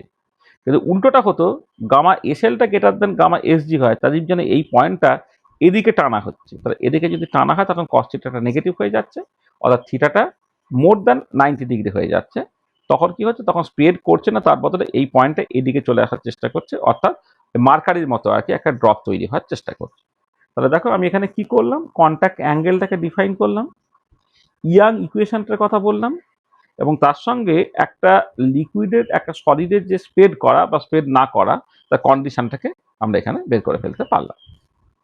ঠিক আছে, কন্ট্যাক্ট অ্যাঙ্গেল এবং কন্ডিশন অফ ওয়েটিং আর কি, স্প্রেডিং বা ওয়েটিং যাই বলো, মানে স্প্রেড করা মানে হচ্ছে ওয়েট করবে আর কি, জল কাঁচকে ওয়েট করায় ভেজায়, মার্কারি কিন্তু ওয়েট করায় না, মানে যে স্প্রেড করে যাবে, যে লিকুইডে সলিড সারফেস স্প্রেড করে যাবে সে সলিড সারফেসটাকে ভেজাবে, আর যেটা হচ্ছে তোমার যে লিকুইডটা সলিড সারফেসে স্প্রেড করতে চাইবে না, তারা তোমার ড্রপ তৈরি হয়ে যাওয়ার চেষ্টা করবে, সে বেসিক্যালি ভেজাবে না। হ্যাঁ, তাহলে condition of waiting, contact angle less than 90 degree হলে ওয়েট বা স্প্রেডটা করবে, contact angle greater than 90 degree হলে ওয়েট বা স্প্রেডটা করবে, এবং তার মতো করে ইয়াং ইকুয়েশন। ঠিক আছে, এই পেজটা কোনো অসুবিধা আছে? হয়েছে তো, পরিষ্কার তো? আচ্ছা, এবারে দেখো work of adhesion, work of cohesion আর কন্ডিশন অফ স্প্রেডিং, এই জিনিসটা ওখানে বুঝতে হবে। আচ্ছা, মানে ব্যাপারটা হচ্ছে এইরকম করে ভাবো তুমি ধরো দুটো ইমমিসিবল লিকুইড আছে, আলফা ফেজ এবং বিটা ফেজ, ঠিক আছে? আচ্ছা, এবারে তুমি কি করলে, এদেরকে তুমি সেপারেট করে দুটো আলাদা ফেজ তৈরি করতে, মানে এই যে এই লিকুইডটাকে উপরের দিকে টানলে, বিটা লিকুইডটাকে তুমি নিচের দিকে টানলে, করে এদের মাঝে যেন ভেপার ঢুকে গেল, অর্থাৎ দুটো সারফেস তৈরি হলো। তুমি একটাকে কার্বন টেট্রাক্লোরাইড ভাবো, একটাকে জল ভাবো। জল এবং কার্বন টেট্রাক্লোরাইড তাদের মধ্যে একটা ইন্টারফেস ছিল, তার মধ্যে একটা ইন্টারফেসিয়াল টেনশন ছিল। জল আর কার্বন টেট্রাক্লোরাইডকে যখন তুমি আলাদা করে ফেললে, কার্বন টেট্রাক্লোরাইডের উপরে ভেপার আছে, আবার জলের উপরেও তোমার ভেপার আছে, তো সেই মতো করে দুটো ইন্টারফেস তৈরি হয়েছে। একটা হচ্ছে তোমার আলফা ফেজের সঙ্গে ভেপার ফেজের একটা ইন্টারফেস, একটা বিটা ফেজের সঙ্গে ভেপার ফেজের ইন্টারফেস। আর এবারে কথাটা হচ্ছে যে এই যে দুটো সারফেস তৈরি হলো, এই দুটো সারফেস যে তৈরি হয়েছে আর কি, হ্যাঁ, তার জন্য আমার যে ওয়ার্কটা দিতে হয়েছে সেটা কত? মানে তোমাকে তো এই যে তুমি দেখো না, সারফেস তৈরি করতে গেলে তোমাকে কি করতে, ওয়ার্ক তো দিতে হয়। তুমি সারফেস এনার্জির মতো করে ভাবো যে কোন একটা সারফেস তৈরি করতে গেলে তোমাকে সেটা এনার্জি দিতে হচ্ছে। আর এবার তুমি ইউনিট সারফেস এরিয়া তৈরি করতে চাই, মানে এটা ইউনিট সারফেস এরিয়া, এখানে ইন্টারফেসিয়াল যে এরিয়াটা ছিল সেটা বেসিক্যালি ইউনিট সারফেস এরিয়া। তাহলে ইউনিট সারফেস এরিয়া তৈরি করার জন্য তোমাকে যে ওয়ার্কটা দিতে হচ্ছে সেটা হচ্ছে গামা আলফা ভি আর গামা বিটা ভি, অর্থাৎ surface tension of alpha phase এবং surface tension of beta phase, এতখানি ওয়ার্ক তোমাকে দিতে হলো। আর এই সারফেসটা তখন ভ্যানিশ করে গেল। তো এই সারফেসটা যদি ভ্যানিশ করে গেল, তার জন্য আমার তাহলে লাভ কি হলো? লাভ হলো হচ্ছে গামা আলফা বিটাটা। তাহলে এই যে নেট ওয়ার্ক যেটা আমাকে দিতে হচ্ছে সেটা কত? Gamma alpha B plus gamma beta B minus gamma alpha beta. এইটা যেটা, সেটাকে বলা হচ্ছে work of adhesion between the alpha phase and beta phase. তাহলে work of adhesion between different liquid মানে হচ্ছে অ্যাডহেশন, আর সেম লিকুইড হলে কোহেশন হবে। তাহলে work of adhesion between the alpha phase and beta phase, সেটা হচ্ছে surface tension for the alpha phase plus surface tension for the beta phase minus interfacial tension between the alpha phase and beta phase। তাহলে এই যে ইকুয়েশনটা, সেই ইকুয়েশনটাকে বলা হয় ডুপ্রে equation, ঠিক আছে? এই ইকুয়েশনটাকে আমার ডুপ্রে ইকুয়েশন। আচ্ছা, এবারে ধরো যদি ডিফারেন্ট লিকুইড না হয়ে সেম লিকুইড হতো, ডিফারেন্ট লিকুইড না হয়ে যদি সেম লিকুইড হতো, তাহলে তো এই যে এখানে যেমন আলফা এবং বিটা ফেজের মধ্যে একটা ইন্টারফেজ আছে, এখানে সেরকম কোনো ইন্টারফেজ নেই। মানে বেসিক্যালি আলফা ফেজের মধ্যে ইন্টারফেজ মানে বেসিক্যালি দুটো কোনো তফাতই নেই। তফাৎ যদি না থাকে তাহলে তোমার এখানে ইন্টারফেজ নাই বলে সকল যেটা গামা আলফা বিটার করসপন্ডিং এখানে গামা আলফা আলফা সেটা হচ্ছে 0। এবারে একটা সেম লিকুইড ধর শুধু ওয়াটার আছে বা শুধু কার্বন টেট্রাক্লোরাইড আছে, তাহলে এখানে কোনো ইন্টারফেজ নাই, মানে কোনো ইন্টারফেসিয়াল টেনশন নেই। এবারে তাদেরকে তুমি আলাদা করছো, আলাদা করে তুমি দুটো সারফেস তৈরি করলে, তার তোমাকে যে ওয়ার্কটা করতে হলো কত? গামা আলফা বি, এখানে তোমার গামা আলফা বি অর্থাৎ 2 গামা আলফা বি ওয়ার্ক তোমাকে করতে হলো। তো এই যে 2 গামা আলফা বি, সেটাই হচ্ছে work of cohesion of the alpha phase. Work of adhesion পেলাম, ওয়ার্ক অফ কোহেশন পেলাম। আর একটা স্প্রেডিং কোফিশিয়েন্ট বলে টার্ম ডিফাইন করব। স্প্রেডিং কোফিশিয়েন্টটা হচ্ছে work of adhesion minus work of cohesion, ঠিক আছে? এটা তোমার এ অনুযায়ী তোমার থার্মোডাইনামিক পয়েন্ট অফ ভিউ থেকে হচ্ছে, এটা হচ্ছে decrease in Gibbs energy per unit increase in surface area. এবার সারফেস এরিয়া বাড়ালে তোমার ওই গিবস এনার্জি যে ডিক্রিজটা হচ্ছে সেটা হচ্ছে তোমার ফাইটা। আচ্ছা, এবারে দেখো এখান থেকে যে ফাইটা যদি গ্রেটার দেন 0 হয়, ফাইটা যদি গ্রেটার দেন 0 হয়, তার মানে পরিষ্কার কি হচ্ছে না, ফাইটা যদি গ্রেটার দেন 0 হয় তাহলে তোমার minus del G by del A, এই যে পার্টটা, এটা গ্রেটার দেন 0, অর্থাৎ ডেল জি বাই ডেল এটা হচ্ছে লেস দেন 0। তার মানে কি হচ্ছে, এরিয়া বাড়লে গিবস এনার্জিটা কমবে।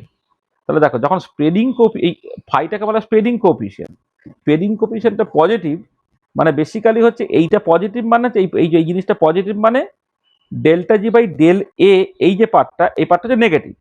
তার মানে এরিয়া বাড়লে জিটা কমবে, আর জিটা কমা মানে হচ্ছে প্রসেসটা কন্টিনিউয়াস, অর্থাৎ এরিয়া বা কন্ট্যাক্ট এরিয়াটা বেড়ে যাওয়াটা হচ্ছে কন্টিনিউয়াস, আর কন্ট্যাক্ট এরিয়া বেরিয়ে যাওয়া মানে বেসিক্যালি তারা স্প্রেড করলো। তাহলে দেখো, তাহলে ওয়ার্ক অফ অ্যাডিশন যদি greater than work of cohesion হয়, যাতে করে স্প্রেডিং কোফিশিয়েন্টটা পজিটিভ হবে, তখন তোমার বিটা ফেজ আলফা ফেজের উপরে স্প্রেড করবে। আর যদি এমন হয় ওয়ার্ক অফ কোহেশনটা is greater than work of adhesion, তখন ফাইটা তোমার নেগেটিভ হয়ে যাচ্ছে, তখন কিন্তু বিটা ফেজ আলফা ফেজের উপরে স্প্রেড করবে না। মানে অ্যাডিশন মানে হচ্ছে, খেয়াল করে দেখো না, ডিফারেন্ট লিকুইড একে অপরের সঙ্গে থাকতে চাইছে, আর কোয়েসিভ ফোর্স মানে বা কোয়েসিভ এনার্জি মানে হচ্ছে সেম কাইন্ড অফ লিকুইডের মধ্যে। তাহলে যখন ওয়ার্ক অফ অ্যাডিশনটা ওয়ার্ক অফ কোয়েশনের থেকে বেশি হবে, তখনই জাস্ট একটা লিকুইড আর একটা লিকুইডের উপর স্প্রেড করার চেষ্টা করবে। আর work of adhesion minus work of cohesion, এই ডিফারেন্সটাকে বলা হচ্ছে স্প্রেডিং কোফিশিয়েন্ট। অর্থাৎ তোমার স্প্রেডিং কোফিশিয়েন্টটা পজিটিভ হলে তখন বিটা ফেজ আলফা ফেজের উপরে স্প্রেড করবে, আর স্প্রেডিং কোফিশিয়েন্টটা যদি তোমার লেস দ্যান 0 হয়ে যায়, তখন বিটা ফেজটা হচ্ছে আলফা ফেজের উপরে স্প্রেড করবে না। এটা তাহলে এইটা হচ্ছে ভীষণ ইম্পর্টেন্ট একটা জায়গা, যে এখানে আগেরটা যেমন হলো যে একটা লিকুইড একটা সলিডের উপর স্প্রেড করবে কিনা, সেটা হচ্ছে আমি কন্ট্যাক্ট অ্যাঙ্গেল দিয়ে বললাম, আর তার মতো করে ইয়াং ইকুয়েশন দিয়ে বললাম। আর তোমার কোন একটা লিকুইড আর একটা ইনমিসিবল লিকুইডের উপরে স্প্রেড করবে কিনা, হ্যাঁ, মানে CCl4 এর উপরে জলটা স্প্রেড করবে কিনা, সেইটা হচ্ছে তোমাকে এই ওয়ার্ক অফ অ্যাডিশন এবং ওয়ার্ক অফ কোহেশন এবং তার সঙ্গে স্প্রেডিং কোফিশিয়েন্ট সেটা দিয়ে তোমাকে বলতে হবে। স্প্রেডিং কোফিশিয়েন্টটা পজিটিভ অর্থাৎ ওয়ার্ক অফ অ্যাডিশনটা greater than work of cohesion হলে স্প্রেডটা করবে, আর ওয়ার্ক অফ অ্যাডিশন যদি less than work of cohesion হয়, যেখানে স্প্রেডিং কোফিশিয়েন্টটা লেস দেন 0, তখন কিন্তু বিটা ফেজ আলফা ফেজের উপরে স্প্রেড করবে না। ঠিক আছে, হলো, হচ্ছে। হ্যাঁ স্যার। হ্যাঁ, এগুলো দেখো কিছুটা মানে অ্যাকচুয়ালি সারফেস কেমিস্ট্রি পার্টটা কিছু কিছু লোকেদের আগে হয়ে গেছে, লিকুইড স্টেট বা ইত্যাদিগুলো কিছু কিছু লোকেদের আগে হয়ে গেছে, কিন্তু ক্যালকাটা বা স্টেট বিদ্যাসাগর ইউনিভার্সিটি এদের হচ্ছে 6 সেমিস্টার আছে সারফেস, মানে এই সারফেস রিলেটেড পার্টটা, ভিসকোসিটি পার্টটা আগে আছে, কিন্তু সারফেস টেন্সার রিলেটেড পার্টটা হচ্ছে তোমার মানে 6 সেমিস্টারে আছে। সেখানে এগুলো সিলেবাসে যদিও তোমার সারফেস টেনশন নিয়ে খুব অল্প কথাবার্তা বলতে বলেছে, কিন্তু আমি এই কনসেপ্টগুলো বলে দিচ্ছি কারণ এই কনসেপ্টের উপরে কোশ্চেন এসেছে। আমি কোশ্চেনগুলো যখন আলোচনা করবো তখন দেখবে এই কনসেপ্টের উপরে কিন্তু কোশ্চেন এসেছে আর কি, সেই জন্য আমি এগুলো একটুখানি আলাদা করে তোমার বলে দিচ্ছি। ঠিক আছে, এটা চলো।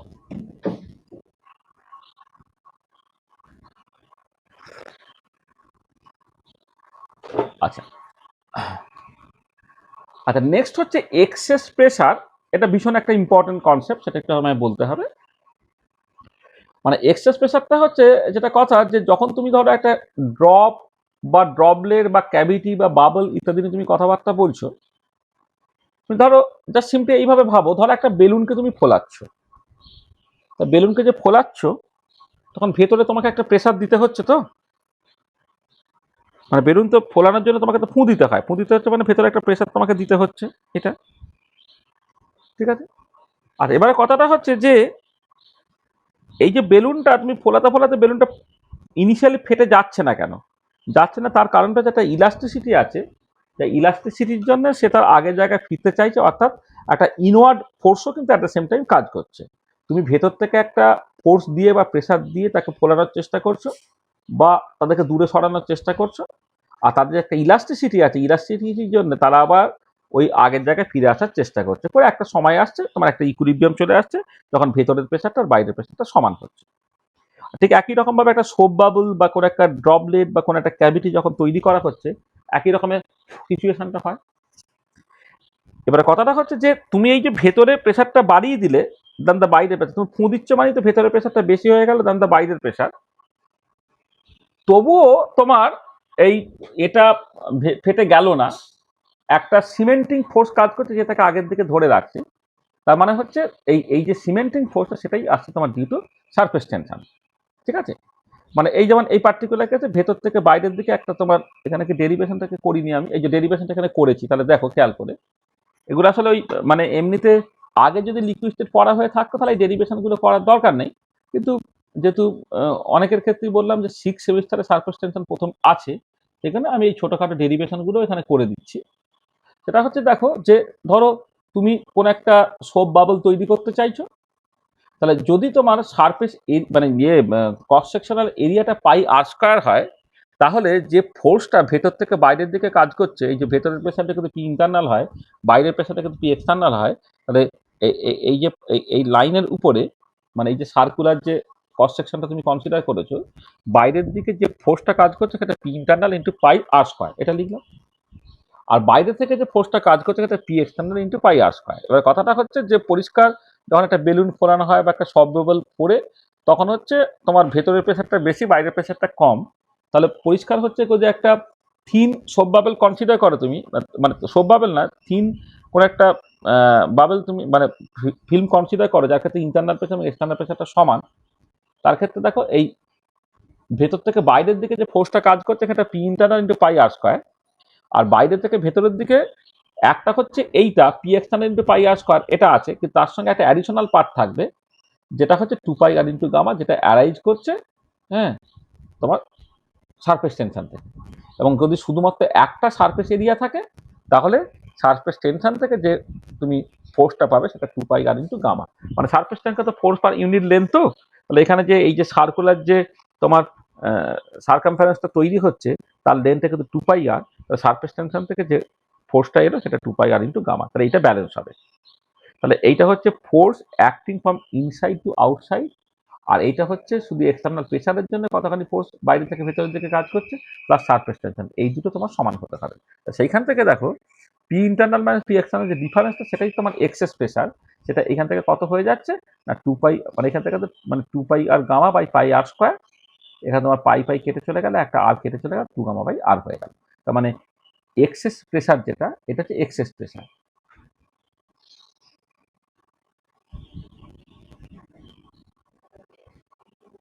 এক্সেস প্রেসার ডেল্টা পি হচ্ছে 2 গামা বাই আর, এটাকে বলা হচ্ছে ল্যাপ্লাস ইকুয়েশন বা অনেক সময় বলে ইয়াং ল্যাপ্লাস ইকুয়েশন। তাহলে এই যে ইকুয়েশনটা লেখা হয়েছে delta P equal to P internal minus P external equal 2 gamma by R, এইটা তখনই সত্যি যখন শুধুমাত্র একটা সারফেস আছে।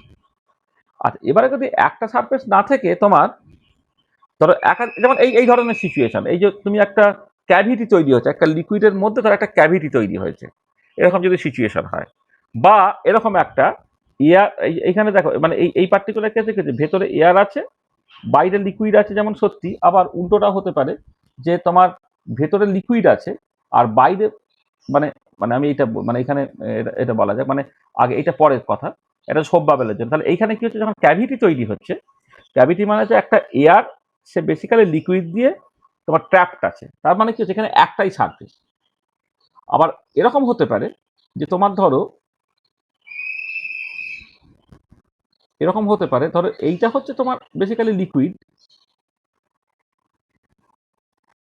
মানে কোনো একটা ড্রপ তুমি কনসিডার করছো, আর বাইরে পুরোটা হচ্ছে তোমার ভেপার, বাইরেটা হচ্ছে এয়ার, ধরো এটা লিকুইড আর বাইরেটা হচ্ছে এয়ার, এটা একটা ড্রপ যেমন হয় আর কি, ঠিক আছে। তাহলে এই যে সিচুয়েশনগুলোতে একটাই সারফেস, তখন এক্সেস প্রেসার ডেল্টা পিটা তুমি 2 গামা বাই আর হবে। কিন্তু যদি এরকম হয় সোপ বাবল তুমি কনসিডার করো, সোপ বাবলের ক্ষেত্রে কিন্তু দুটো সারফেস আছে। সোপ বাবলের ক্ষেত্রে কি হয়, ভেতরে এয়ার ট্র্যাপ থাকে, উপরে একটা থিন একটা লিকুইড সারফেস থাকে, বাইরে আবার এয়ার থাকে। তাহলে ভেতরে একটা সারফেস আছে বাইরে একটা সারফেস আছে, তখন এই 2 গামা বাই আরটা হয়ে যাবে কত 4 গামা বাই আর। অর্থাৎ এই যখন ডেরিভেশন তুমি করেছো যে তোমার সারফেস টেনশনের জন্য যে এক্সট্রা ফোর্সটা তুমি পেলে 2 পাই আর ইন্টু গামা, একটা সারফেস থাকলে, দুটো সারফেস হলে এটা 2 টাইমস হয়ে যাবে, 2 টাইমস হয়ে গেলে তখন তোমার এই এক্সেস প্রেসারের ডেফিনেশনটা হচ্ছে 4 গামা বাই আর হয়ে যাচ্ছে। আচ্ছা এবারে যদি এমন সিচুয়েশন হয় যে তোমার এই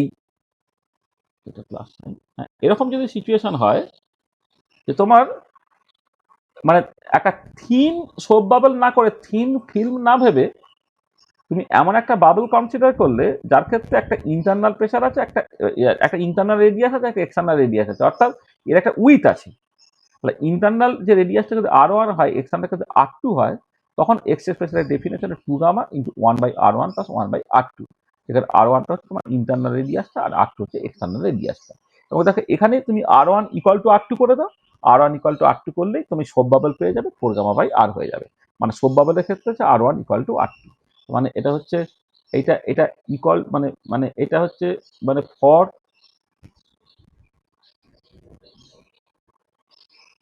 সোপ বাবল আর1 ইকুয়াল টু আর হয়, সোপ বাবলের ক্ষেত্রে আর1 ইকুয়াল টু আর হয়, তখন ডেল্টা পিটা এখানে দেখো আর1 ইকুয়াল টু আর, সেটাকে তুমি আর লিখলে, ধরো এটা আর1 আর সমান হয়ে গেলে 1 বাই আর প্লাস 1 বাই আর হচ্ছে 2 বাই আর হয়ে যাবে, তখন এটা হয়ে যাবে 4 গামা বাই আর। আচ্ছা আর একটা অ্যাডিশনাল জিনিস আমি বলছি এখানে, যে যদি তোমার সিলিন্ড্রিক্যাল সারফেস হতো, কোথায় গেল, সিলিন্ড্রিক্যাল সারফেস যদি হতো এই ধরনের, হ্যাঁ এই সিলিন্ড্রিক্যাল সারফেস যদি হয় তাহলে না এই যে সারফেসের দিকে যে এক্সেস প্রেসারটা কাজ করছে, এই যে এই দিকে তোমার বেসিক্যালি এখানে ইন্টারনাল প্রেসার কাজ করছে, আর বাইরের দিকে তো একটা এক্সটার্নাল প্রেসার কাজ করছে, তখন যে এক্সেস প্রেসারটা সেটা গামা বাই আর হয়। তাহলে তুমি কোন ফর্মুলাটা ব্যবহার করছো খুব ভালো করে খেয়াল করবে, সেটা হচ্ছে এই যে ইয়াং ল্যাপ্লাস ইকুয়েশনে নর্মালি এক্সেস প্রেসার মানে কনকেভ সাইডে প্রেসার বেশি, কনভেক্স সাইডে প্রেসার কম, তাহলে কনকেভ সাইডের প্রেসার মাইনাস কনভেক্স সাইডের প্রেসার বা internal pressure minus external pressure যে ডিফারেন্সটা, সেটা যদি একটা সারফেস হয় তাহলে 2 গামা বাই আর, যদি সোপ বাবলের মতো একটা থিন ফিল্ম ওরকম হয় তাহলে দুটো সারফেস, সেটা 4 গামা বাই আর। আর যদি এমন হয় যে ইন্টারনাল রেডিয়াস এবং এক্সটার্নাল রেডিয়াসগুলো সমান, ইন্টারনাল রেডিয়াস আর এক্সটার্নাল রেডিয়াস আলাদা, তখন এক্সেস প্রেসারটা হয়ে যাবে 2 গামা ইন্টু 1 বাই আর1 প্লাস 1 বাই আর2। আর একটা স্পেশাল কেসে যদি তোমার সিলিন্ড্রিকাল হয় তাহলে কিন্তু এক্সেস প্রেসারটা হচ্ছে গামা বাই আর হয়। ঠিক আছে, তাহলে এই ইকুয়েশনটা কিন্তু খুব ইম্পর্টেন্ট, ল্যাবলাস ইকুয়েশন বা ইয়াং ল্যাবলাস ইকুয়েশন। এটা কিন্তু ভীষণ ভীষণ ইম্পর্টেন্ট, এখান থেকে পরীক্ষা প্রচুর কোশ্চেন থাকে এটা। আচ্ছা, নেক্সট হচ্ছে আরেকটা ইম্পর্টেন্ট কনসেপ্ট, সেটা হচ্ছে vapour pressure over a curve surface.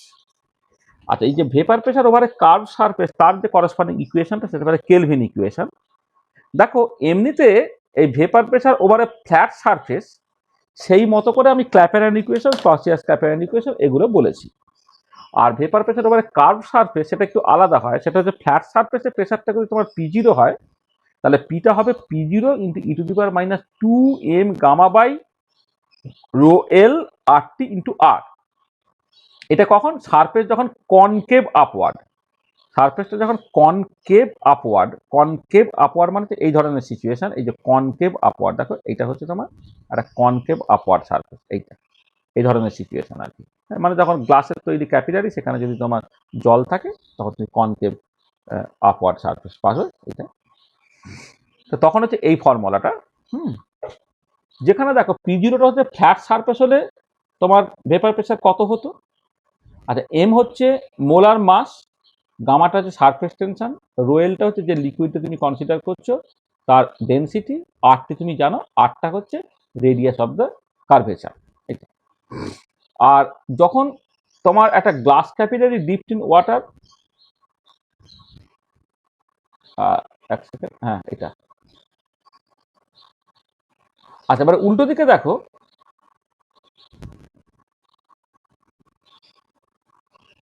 গেল। আচ্ছা, এইখানে এইখানে লেখা আছে, এইটা এখানে লিখলাম যাই না।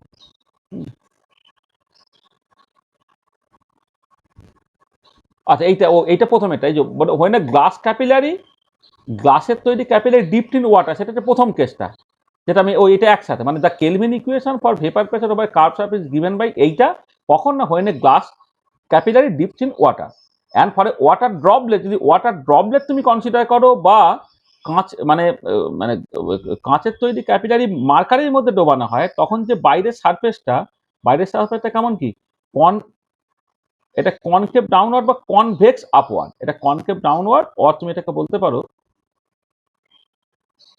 Convex upward. যদি কনভেক্স আপওয়ার্ড হয়, বা একটা যখন তুমি এই কনসিডার করো যে ওয়াটার ড্রপলেট কনসিডার করো, ওয়াটার ড্রপলেট এটা ধরো তোমার লিকুইড আছে, এটা তার ধরো তোমার এই বাইরের সারফেসটা কি হচ্ছে, এটা কনভেক্স হচ্ছে, তাহলে সেই পার্টিকুলার সিচুয়েশন এই মাইনাসটার মধ্যে এখানে প্লাস হবে, equal to P0 E to the power 2m gamma by rho L R T into R. মানে এই পার্টিকুলার কেসে এটা ইম্পর্টেন্ট যে এক্ষেত্রে P0টা যে vapour pressure over flat surface বা এয়ারের জাস্ট ভেপার প্রেসার, তাহলে এক্ষেত্রে একটা ইম্পর্টেন্ট পয়েন্ট দেখো, এখানে পিটা লেস দ্যান P0, প্রথমটার ক্ষেত্রে যে পিটা লেস দ্যান G0, পরেরটা যে পিটা গ্রেটার দ্যান P0। মানে যখন তোমার এই যে সিচুয়েশনটা, যখন তোমার এই ধরো কাঁচের তৈরি ক্যাপিলারি জলের মধ্যে ডোবানো হবে, সেই পার্টিকুলার কেসে vapour pressure over curve surface পিটা হবে লেস দ্যান P0, বা ফ্ল্যাট সারফেসে যে ভেপার প্রেসার হয় কার্ভ সারফেসে ভেপার প্রেসারটা কম হবে, এই ইকুয়েশন থেকে তুমি দেখতে পাচ্ছ। আর এই যে সিচুয়েশনটা সেইটা, বা এই যে সিচুয়েশনটা সেইটা, সেটা কিন্তু পিটা গ্রেটার দ্যান P0 হচ্ছে এটা। ঠিক আছে, তাহলে vapour pressure over a curve surface kelvin equation, হ্যাঁ, সেখানে তোমার এই যে vapour pressure over curve surface যখন কথাবার্তা বলছো, তখন দেখো তোমার এই দুটো ইকুয়েশন কিন্তু ভীষণ ভীষণ ইম্পর্টেন্ট, তোমাকে মনে হয়। এর ডেরিভেশনগুলো একটুখানি কমপ্লিকেটেড, কেন ডেরিভেশনগুলো আমরা করিনি, হ্যাঁ, এই ডেরিভেশনগুলো একটুখানি কমপ্লিকেটেড, এটা ওই জ্যামের ক্লাসে ঠিক করানোর মতো নয়, এটা যখন এমনিতে সারফেস কেমিস্ট্রি যখন পড়ানো হবে তখন কিন্তু এই ডেরিভেশনটা করতে হবে, এটা আমাদের সিলেবাসের মধ্যে আছে। তাহলে কোথায় কোন ইকুয়েশনটাকে ব্যবহার করবে এটা সম্বন্ধে খুব কেয়ারফুল হও।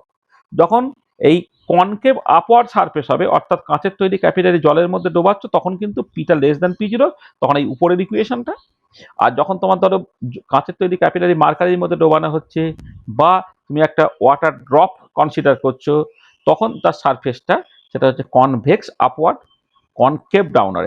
এটা হচ্ছে কনকেভ আপওয়ার্ড, এটা হচ্ছে কনকেভ ডাউনওয়ার্ড। তখন কিন্তু পরের ইকুয়েশনটা, ঠিক আছে, এটা মাথায় রাখবে। হলো ভেপার প্রেশার ওভারে কার্ভ সারফেস, সেখান থেকে কেলভিন ইকুয়েশন, সেটা আমরা উল্লেখ করলাম। আচ্ছা, নেক্সট যে জিনিসটা ইম্পর্টেন্ট, যেটা থেকে প্রচুর কোশ্চেন আসবে, সেটা হচ্ছে ক্যাপিলারি রাইজ। ক্যাপিলারি ডিপ্রেশন, এগুলো দেখতে হবে।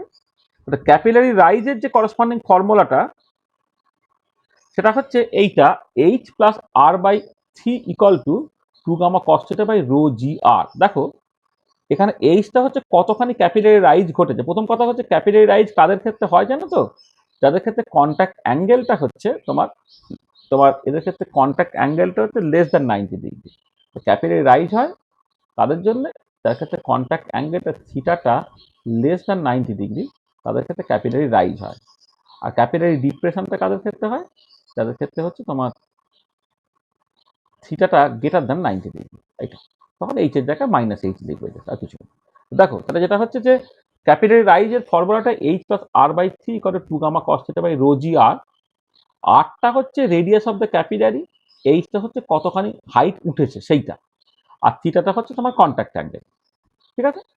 আচ্ছা, এবারে দেখা যায় যে যতখানি ক্যাপিলারি রাইজটা হয় তার তুলনায় আর বাই থিটা এটা হচ্ছে অনেক অনেক ছোট। আচ্ছা, আর বাই থিটা মাঝ মাঝ লেস দ্যান এইট, সেই জন্য ইন অল প্র্যাকটিক্যাল পারপাসেস এইচটাকে তুমি 2 gamma cos theta by rho G R এটা তুমি লিখতে পারছো, এটা। আচ্ছা, এবারে দেখো এইটা আমি পরে বলছি। এইখান থেকে তুমি পরিষ্কার বুঝতে পারছো যে থিটাটা যদি গ্রেটার দ্যান 90 ডিগ্রি হয় তবে এইচটা পজিটিভ, তখন ক্যাপিলারি রাইজ হবে। আর যদি এইচ থিটাটা যদি গ্রেটার দ্যান 90 ডিগ্রি হয়ে যায় তখন কস থিটাটা নেগেটিভ, তখন এইচটা কিন্তু লেস দ্যান, মানে এইচটা নেগেটিভ হবে, অর্থাৎ ক্যাপিলারি ডিপ্রেশন হবে। মানে তুমি ধরো জলেতে কাঁচের তৈরি ক্যাপিলারি দিলে তার কন্ট্যাক্ট অ্যাঙ্গেলটা লেস দ্যান 90 ডিগ্রি, তো যখন contact angle less than 90 degree যখন হয়ে যাবে, কস থিটাটা হচ্ছে পজিটিভ, তখন এইচটা পজিটিভ হয়ে গেল, অর্থাৎ ক্যাপিলারি রাইজ হলো। আর যখন তোমার এই একটা কাঁচের তৈরি ক্যাপিলারি মার্কারির মধ্যে ডোবানো হলো, তখন তার কন্ট্যাক্ট অ্যাঙ্গেলটা গ্রেটার দ্যান 90 ডিগ্রি, কস যদি গ্রেটার দ্যান 90 ডিগ্রি হয়ে যায় তাহলে সেটা নেগেটিভ হয়ে যায়, এইচটা নেগেটিভ হয়ে যাবে, তখন ক্যাপিলারি ডিপ্রেশন হবে। এইটা তাহলে এই যে এক্সপ্রেশনটা তুমি নিউমেরিক্যাল প্রবলেম করার সময় এই এক্সপ্রেশনটাকে ব্যবহার করে করবে। গামাটা হচ্ছে সারফেস টেনশন, সেটা কন্ট্যাক্ট অ্যাঙ্গেল, রো হচ্ছে ডেনসিটি অফ দ্য লিকুইড, জি হচ্ছে অ্যাক্সেলারেটেড ডিউ টু গ্র্যাভিটি, আর আরটা হচ্ছে রেডিয়াস অফ দ্য ক্যাপিলারি, এইটা। এবং এইখান থেকে তুমি পরিষ্কার বুঝে যেতে পারবে কন্ট্যাক্ট অ্যাঙ্গেলটা কত দিয়েছে তার মতো করে কখন ক্যাপিলারি রাইজ হবে, কখন ক্যাপিলারি ডিপ্রেশন হবে। আচ্ছা, এবার এখানে একটা কথা বলি যে জলের তৈরি ক্যাপিলারি নিয়ে যখন তুমি কথাবার্তা বলছো, এই ধরো এই পার্টিকুলার কেসে যখন থিটাটা হচ্ছে তোমার লেস দ্যান 90 ডিগ্রি, থিটাটা যখন লেস দ্যান 90 ডিগ্রি, তখন কস থিটাটা পজিটিভ, এইচটা পজিটিভ, তখন হচ্ছে ক্যাপিলারি রাইজ। রাইট। আর যখন তোমার থিটাটা গ্রেটার দ্যান 90 ডিগ্রি, কস থিটাটা তখন নেগেটিভ হয়ে যাবে, এইচটা নেগেটিভ হয়ে গেল, তখন হচ্ছে তোমার ক্যাপিলারি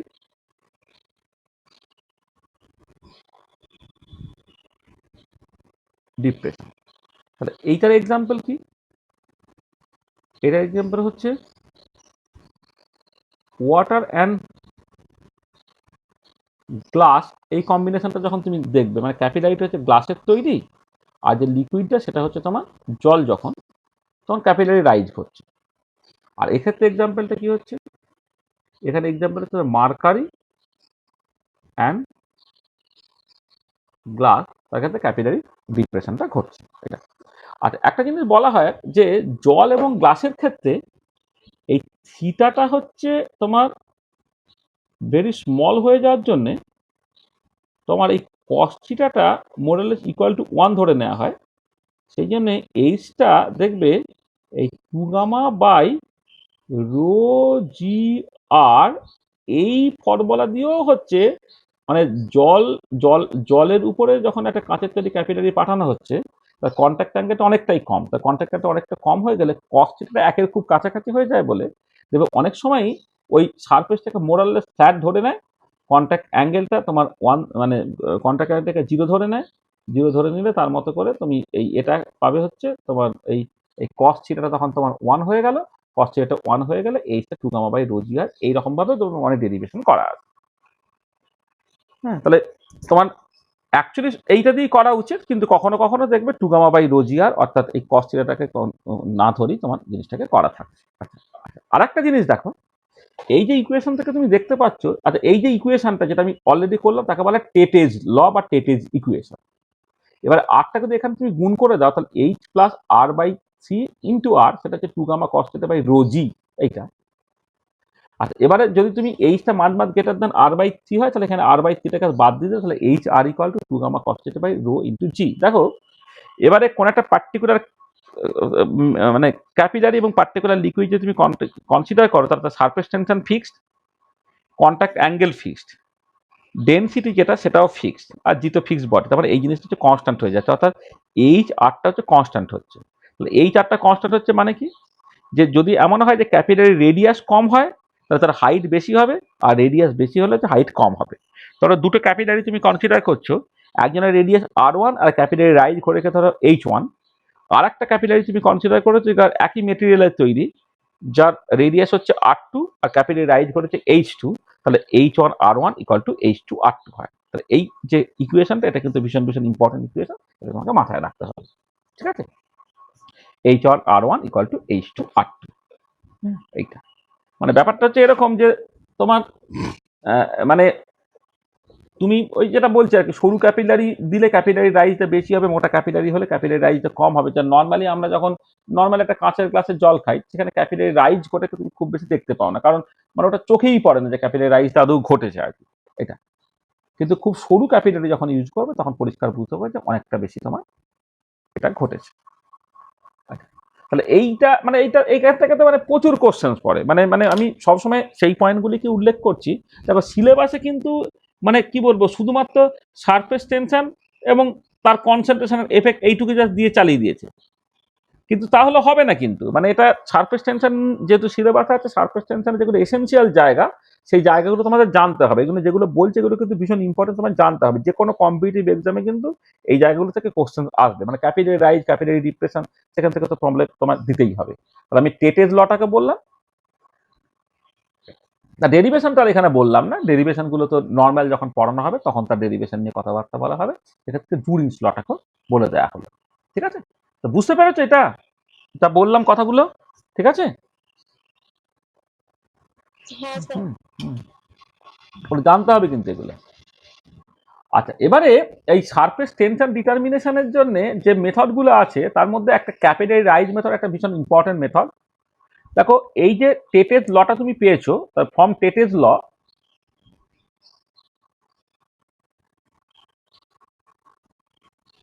ফ্রম সরি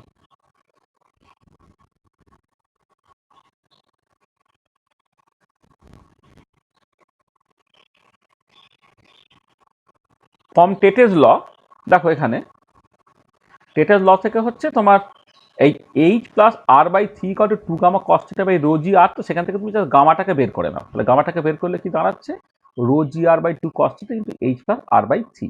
আবার in all practical purposes H থেকে তো much greater than R by three, তাহলে গামাটা হয়ে যাচ্ছে H rho G R by 2 cos theta. তাহলে এইখান থেকে তুমি অ্যাবসলিউট সারফেস টেনশনটা বের করতে পারবে। হ্যাঁ, ল্যাবরেটরিতে আর এই মেথডটাকে ব্যবহার করা হয় না। ল্যাবরেটরিতে বেসিক্যালি ড্রপ কাউন্ট মেথড বা ড্রপ নাম্বার মেথডটাকে ব্যবহার করা হয় স্টালাগমোমিটার ব্যবহার করে। তাহলে স্টালাগমোমিটারের ক্ষেত্রে তোমাকে ওই যেটা মানে স্টালাগমোমিটারের ক্ষেত্রে যেটা হয় তোমার রিলেটিভ সারফেস টেনশন, একটা লিকুইডের সারফেস টেনশন বাই জলের সারফেস টেনশন, সেটা হচ্ছে ওই লিকুইডের ডেনসিটি বাই জলের ডেনসিটি ইন্টু এটা হচ্ছে এটা এটা এটা এক সেকেন্ড, এটা এটা হয়ে গেছে গামা হতে গো, মানে এক second, oh sorry, number of drops of water by number of drops of liquid, সেটা হচ্ছে তোমার specific gravity of the liquid into জলের জন্য নাম্বার অফ ড্রপস বাই লিকুইডের জন্য নাম্বার অফ ড্রপস। আচ্ছা এইটা একটুখানি আমি একটু বলে নিই, মানে ব্যাপারটা কিরকম দেখো, যে যখন একটা স্টালাগমোমিটার দিয়ে কোন একটা লিকুইড ড্রপ তৈরি হচ্ছে, তাহলে কথা হচ্ছে যে যখন আপওয়ার্ড ফোর্সটা আপওয়ার্ড ফোর্সটা কতটা, না আপওয়ার্ড ফোর্সটা হচ্ছে তোমার 2 pi r gamma into cos theta, সেটা আপওয়ার্ড ফোর্স। মানে এখানে যদি তুমি মানে সারফেস টেনশন আপওয়ার্ড ফোর্সটাকে কনসিডার করো, তাহলে এখানে যদি তোমার একটা মানে কন্ট্যাক্ট মানে এ থাকে, এটা যদি কন্ট্যাক্ট অ্যাঙ্গেল থিটা হয়, তাহলে এই দিকে সারফেস টেনশনটা কাজ করছে, তাহলে আপওয়ার্ড যে ফোর্সটা কাজ করবে সেটা হচ্ছে 2 pi r gamma into cos theta. এইটা 2 pi r gamma into cos theta, সেইটা যখন তোমার এই এর সাথে সমান হচ্ছে, একটা লিকুইড ড্রপ যেটা তার সঙ্গে সমান হচ্ছে,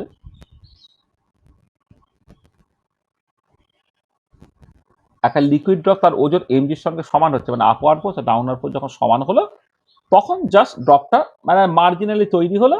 এবারে তোমার জাস্ট ফোর্সটা মানে ড্রপটা আর একটু সাইজ বড় হয়ে গেলেই কিন্তু সে জাস্ট সিম্পলি তোমার এ হয়ে যাবে, মানে নিচে পড়ে যাবে। ঠিক আছে, এইটা হচ্ছে তোমার মানে ব্যালেন্সিং ইকুয়েশনটা অ্যাট ইকুইলিব্রিয়াম, মানে অ্যাট দ্য ইকুইলিব্রিয়াম। এই হচ্ছে ফোর্স ব্যালেন্সটা। আপওয়ার্ড ফোর্সটা হচ্ছে 2 pi r gamma cos theta থেকে এমজির সঙ্গে সমান হবে। এইটা আচ্ছা, এবারে এক একটা তো তোমার এ মাপা সম্ভব নয়, মানে এক একটা ড্রপ তার তো ওজন মাপা সম্ভব নয়। সেখানে আমি যেটা করলাম সেটা হচ্ছে এরকম যে, ধরো এই টোটাল ভলিউমটা তোমার বলে দেওয়া হয়েছে। হ্যাঁ, এই টোটাল ভলিউমটা মানে এক একটা ড্রপের ভলিউম যদি ধরো ভি বলো, তুমি এক একটা ড্রপের ভলিউম যদি ভি হয়, তাকে যদি তুমি তার ডেন্সিটি দিয়ে গুণ করো, হ্যাঁ, তাহলে তুমি মাসটা পেয়ে যাবে। তাহলে ভি ইন্টু রো, সেটা হচ্ছে তোমার এক একটা লিকুইড ড্রপের যে মাস তার সঙ্গে সমান। তাহলে একটা লিকুইড ড্রপ যেটা তৈরি হলো, তার মাসটা হচ্ছে একটা লিকুইড ড্রপের ভলিউম ইন্টু তার ডেন্সিটি ইন্টু জিটা যেমন আছে আছে। আচ্ছা, এবারে যেটা বললাম যে এক একটা লিকুইড তাকে তো আর তার ভলিউম মাপা সম্ভব নয়, তাহলে সেইটা আমি যেটা করতে পারি যে টোটাল ভলিউম যদি এই যে টোটাল কন্টেনারের যে ভলিউমটা যদি ভি হয়, আর যতগুলো ড্রপ তৈরি হচ্ছে সেটাকে আমি এন বলি, তাহলে ভি বাই এন সেটা হচ্ছে এক একটা ছোট ছোট ড্রপের ভলিউমের সঙ্গে সমান হয়ে যাচ্ছে। ভি বাই এন এটা রো ইন্টু জি হলো এটা। ঠিক আছে, তাহলে এবারে খেয়াল করে দেখো এখানে, তাহলে এখানে আমি গামাটা যেটা লিখতে পারলাম সেটা হচ্ছে জাস্ট আমি লিখছি এরকম করে, v rho g divided by 2 pi r cos theta. মানে এখান থেকে গামাটাকে বের করে ফেলছি ভি। আচ্ছা, এখানে একটা এন থাকছে, এটা তোমার এন থাকছে এন, তাহলে v rho g by 2 pi r cos theta into n. এটা তার মানে খেয়াল করে দেখো এই যে টোটাল ইকুয়েশনটার মধ্যে তুমি খেয়াল করে দেখো যে এই কতখানি ভলিউমের লিকুইড তুমি কনসিডার করছো। এই যে ভলিউমটা, এই যে টোটাল ভলিউমটা এখানে আমি বলা হচ্ছে, সেটা তোমার fixed. Acceleration due to gravity তোমার fixed. Radius of the capillary সেটা হচ্ছে ফিক্সড। একটা পার্টিকুলার গ্লাস মানে একটা গ্লাসের তৈরি তুমি স্টালাগমোমিটার ব্যবহার করছো, এবং তুমি একটা পার্টিকুলার লিকুইড মানে হচ্ছে আমি যেটা বলতে চাইছি, ধরো মানে যে লিকুইডটাকে তুমি কনসিডার করো তার মতো করে তার এগুলো আলাদা হতে পারে, মানে কন্ট্যাক্ট অ্যাঙ্গেলগুলো আলাদা হতে পারে, কিন্তু ফর দ্য টাইম বিং তুমি ধরে নিচ্ছ যে কন্ট্যাক্ট অ্যাঙ্গেলটা মোরাললেস কনস্ট্যান্ট। মানে এটা অ্যাজিউম করে নিচ্ছি, assuming contact angle is more or less constant, more or less the same.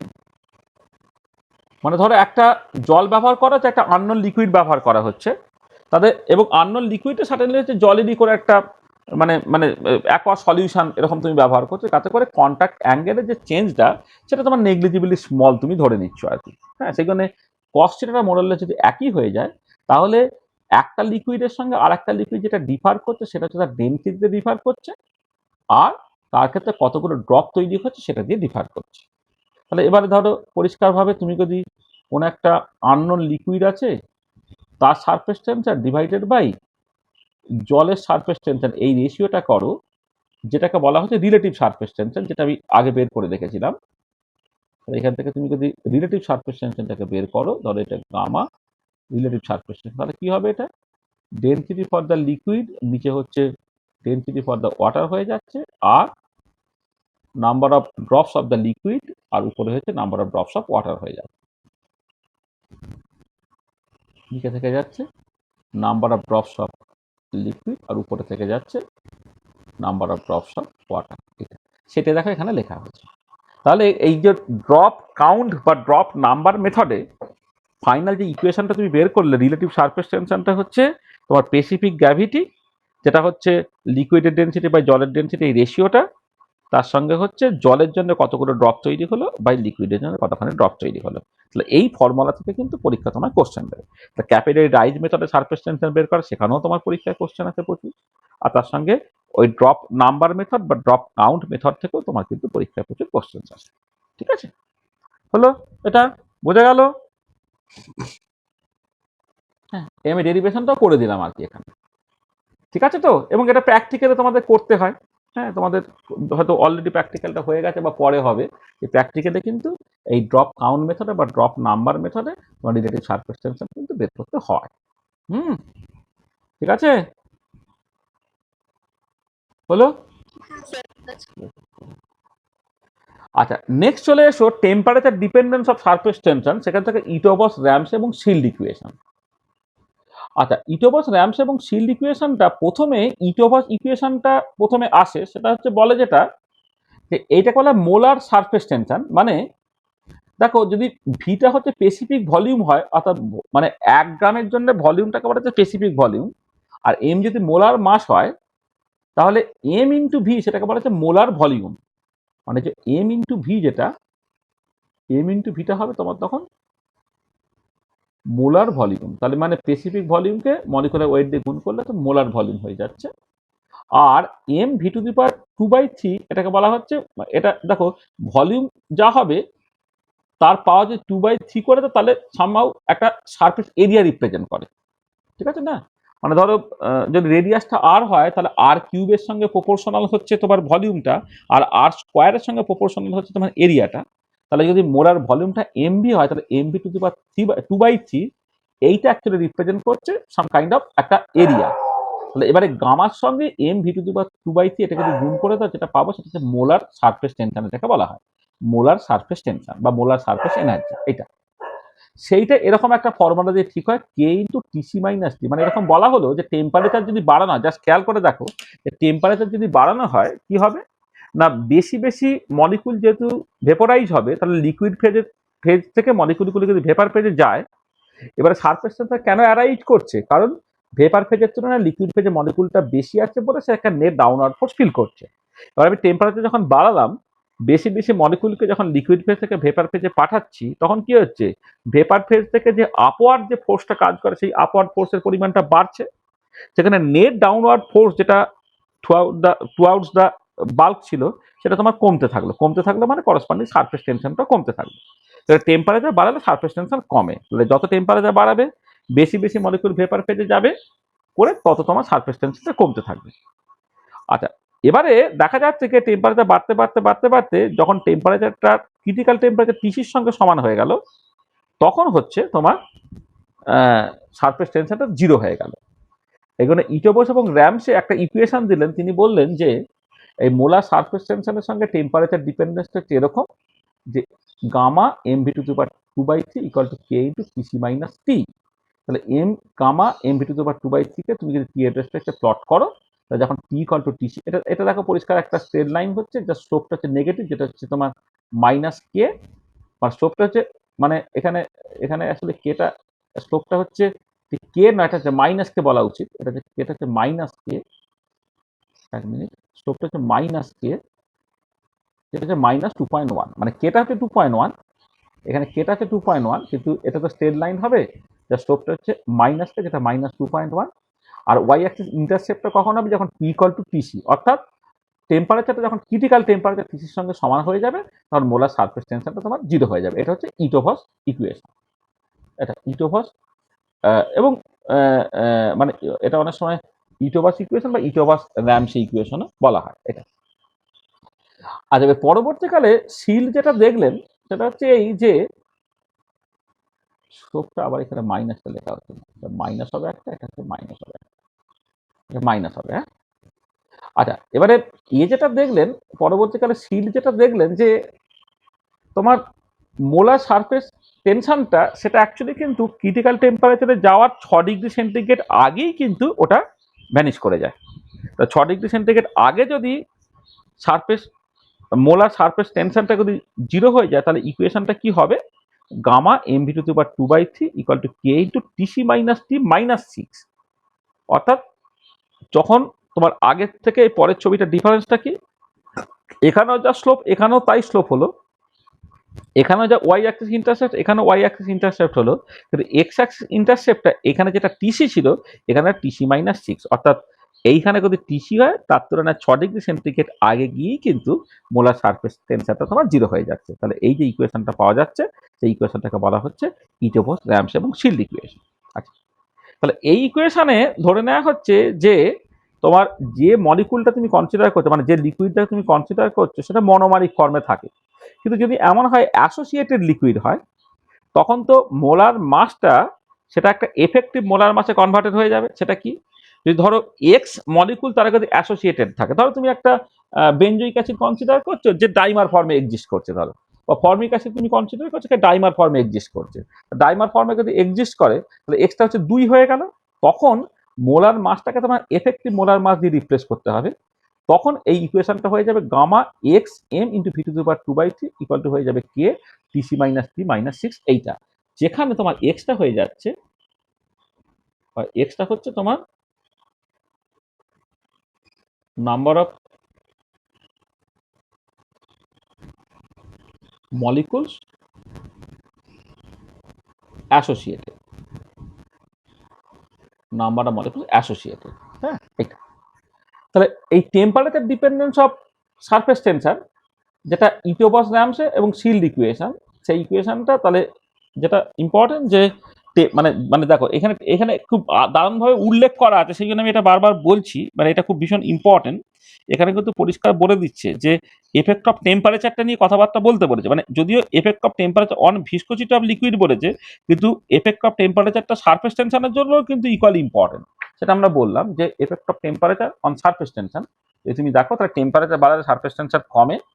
যেটা ইটোবস যেটা বলেছিলেন, ইটোবস এবং র্যামসে তারা যেটা বলেছিলেন যে টেম্পারেচারটা যখন তোমার ক্রিটিক্যাল টেম্পারেচার সঙ্গে সমান হবে তখন সারফেস টেনশনটা ভ্যানিশ করে। কিন্তু পরে সিল যেটা দেখলেন সেটা হচ্ছে যে না, সারফেস টেনশনটা অ্যাকচুয়ালি ক্রিটিক্যাল টেম্পারেচারে যাওয়ার আগেই ভ্যানিশ করে যায়, মোটামুটিভাবে 6 ডিগ্রি সেন্টিগ্রেড আগে তোমার ভ্যানিশ করে যায়।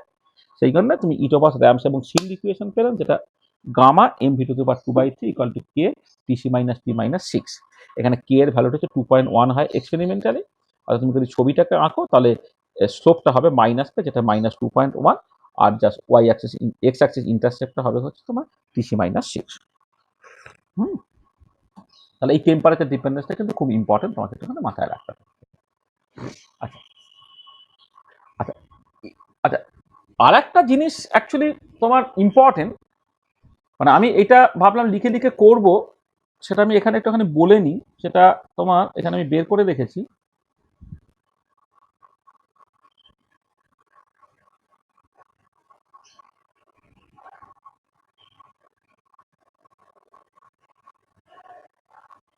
আচ্ছা, দেখা গেল, এক মিনিট।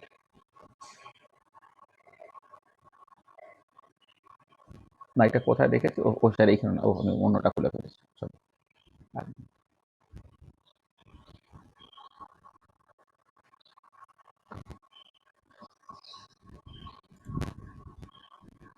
এক সেকেন্ড, এক সেকেন্ড, হ্যান্ড করে দাও। আচ্ছা, এবারে যদি অ্যাবজর্পশন পার্টটা হয়ে থাকে তাহলে পরের যে জিনিসটা বলার কথা আমাদের খুব তাড়াতাড়ি বলে দেওয়া যাবে। আমাদের যেটা আছে না, বলছে effect of concentration of solute, যেটা হয়ে গেল হ্যাং ট্যাং করে গেল, এক মিনিট, সব সেভ হচ্ছে।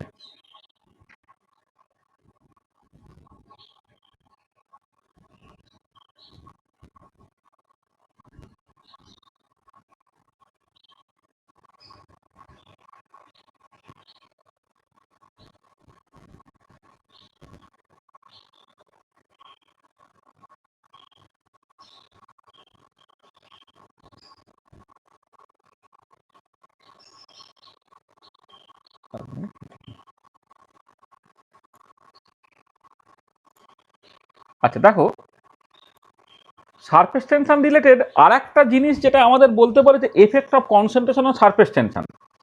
আচ্ছা, effect of concentration of surface tension সেটা যে ইকুয়েশন দিয়ে ঠিক করতে হয় সেটা হচ্ছে একে বলে গিবস অ্যাডজর্পশন আইসোথাম। এই গিবস অ্যাডজর্পশন আইসোথামটা ডিটেলে অ্যাডজর্পশন যে পার্টটা আছে সেই পার্টের মধ্যে পড়ানো হবে।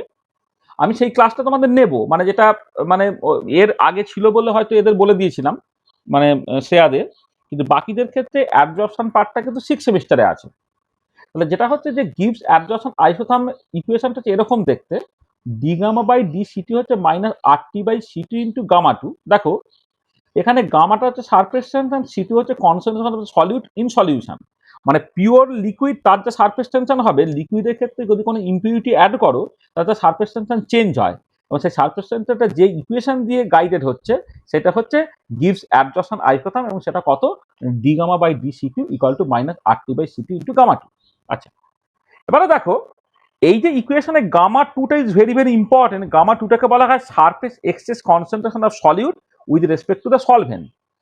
মানে বেসিক্যালি সারফেস এক্সেস অ্যামাউন্টকে সারফেস এরিয়া দিয়ে ভাগ করলে তোমার সারফেস এক্সেস কনসেন্ট্রেশনটা পাওয়া যায়। মানে কোয়ালিটেটিভলি ব্যাপারটার মানে হচ্ছে এই যে ধরো ধরো জলেতে কোনো একটা ইম্পিউরিটি অ্যাড করেছে, যে ইম্পিউরিটিটা সারফেসে বেশি থাকতে চায়, বাল্কে আসতে চায় না। আমি জলটা কি এক্সাম্পল হিসেবে বলছি, ধরো জলেতে তুমি কোনো একটা পার্টিকুলার সলিউট অ্যাড করেছো, যে সলিউটটা সারফেসে থাকতে চায়, বাল্কে আসতে চায় না, তখন তার সারফেস এক্সেস কনসেন্ট্রেশনটা পজিটিভ বলতে হবে। আর যদি এমন হয় যে যে সাবস্টেন্সটা তুমি অ্যাড করেছো সে সারফেসে তোমার বাল্কে আসতে বেশি পছন্দ করে, তখন তার সারফেস এক্সেস কনসেন্ট্রেশনটা নেগেটিভ ধরতে হয়। তার সারফেস এক্সেস মানে যদি বোঝার চেষ্টা করো, যদি এমন হয় যে কোন একটা ইম্পিউরিটি অ্যাড করেছো, ধরো আমি কথা বলতে একটা সারফ্যাক্ট্যান্ট মলিকুল অ্যাড করেছো, মানে ধরো মানে তোমার একটা ডিটারজেন্ট বা কোন একটা সোপ তুমি ব্যবহার করেছো, সে বেসিক্যালি সারফেসে থাকতে চায়, বাল্কে আসতে চায় না, তখন তার সারফেস এক্সেস কনসেন্ট্রেশনটা পজিটিভ। আবার উল্টো দিকে তারা সোডিয়াম ক্লোরাইড, পটাশিয়াম ক্লোরাইড এই ধরনের ইনঅর্গানিক কিছু সল্ট তুমি ব্যবহার করেছো, তারা বেসিক্যালি সারফেসে থাকতে চায় না, বাল্কে চলে আসতে চায়, তাদের ক্ষেত্রে বলা হয় সারফেস এক্সেস কনসেন্ট্রেশনটা হচ্ছে তাদের ক্ষেত্রে তোমার নেগেটিভ। ঠিক আছে, তাহলে এই সারফেস এক্সেস কনসেন্ট্রেশনটা পজিটিভ না নেগেটিভ তার মতো করে ঠিক হয়ে যাবে d gamma by d c টুটা কতটা। তার মানে দেখো এই সারফেস এক্সেস কনসেন্ট্রেশন যদি পজিটিভ হয় তাহলে d gamma by d c two negative হয়ে গেল, অর্থাৎ কনসেন্ট্রেশন বাড়ালে সারফেস টেনশন কমবে। আর গামা টু বা সারফেস এক্সেস কনসেন্ট্রেশন যদি নেগেটিভ হয় তাহলে ওভারঅল জিনিসটা পজিটিভ, তখন কি হচ্ছে কনসেন্ট্রেশন বাড়ালে সারফেস টেনশনটা তোমার বাড়বে।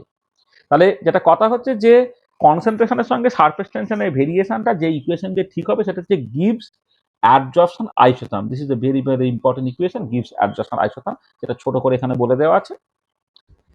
আচ্ছা, এবারে আমি তিনটে different types of solute consider করছি। টাইপ ওয়ান হচ্ছে ধরো কিছু ইনঅর্গানিক সল্টস, যেমন সোডিয়াম ক্লোরাইড, পটাশিয়াম ক্লোরাইড ইত্যাদি ইত্যাদি।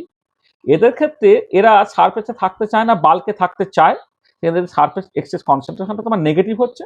আর সারফেস এক্সেস কনসেন্ট্রেশন নেগেটিভ হয়ে গেলে d gamma by d c two zero হয়ে যাচ্ছে। মানে এই পার্টিকুলার ক্ষেত্রে কনসেন্ট্রেশন বাড়ালে সারফেস টেনশন বাড়ে, যেটা ছবিতে আমি এইখানে দেখাচ্ছি।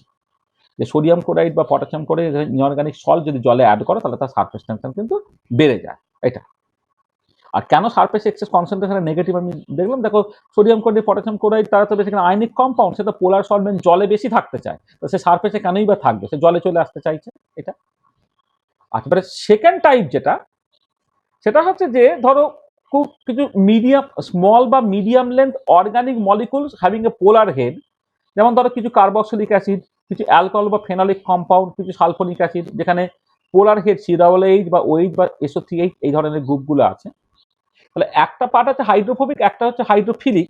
তাহলে এই ধরনের সাবস্টেন্সগুলোকে তুমি জলের মধ্যে যদি দাও, তাহলে এই জলের মধ্যে যদি তুমি দাও তাহলে কি হবে, তাহলে জল যেহেতু পোলার, তাহলে এরা এই পোলার হেডের সঙ্গে এই জলের একটা ফেভারেবল অ্যাট্রাকশন হবে বলে পোলার হেডগুলো জলের মধ্যে থাকতে চাইবে, কিন্তু তার যে হাইড্রোফোবিক পার্টটা আছে, হ্যাঁ, যারা জলকে পছন্দ করে না বলে জলের বাইরে থেকে যাওয়ার চেষ্টা করবে। তার মানে এই ধরনের সাবস্টেন্সগুলো হচ্ছে সারফেসে থাকা হচ্ছে সবচেয়ে ভালো, যে সারফেসে থাকছে যেখানে পোলার হেডগুলো জলের দিকে ওরিয়েন্টেড, আর তার হাইড্রোফোবিক পার্টগুলো সেগুলো হচ্ছে জলের বাইরে থাকছে, এরা সারফেসে থাকতে চায়।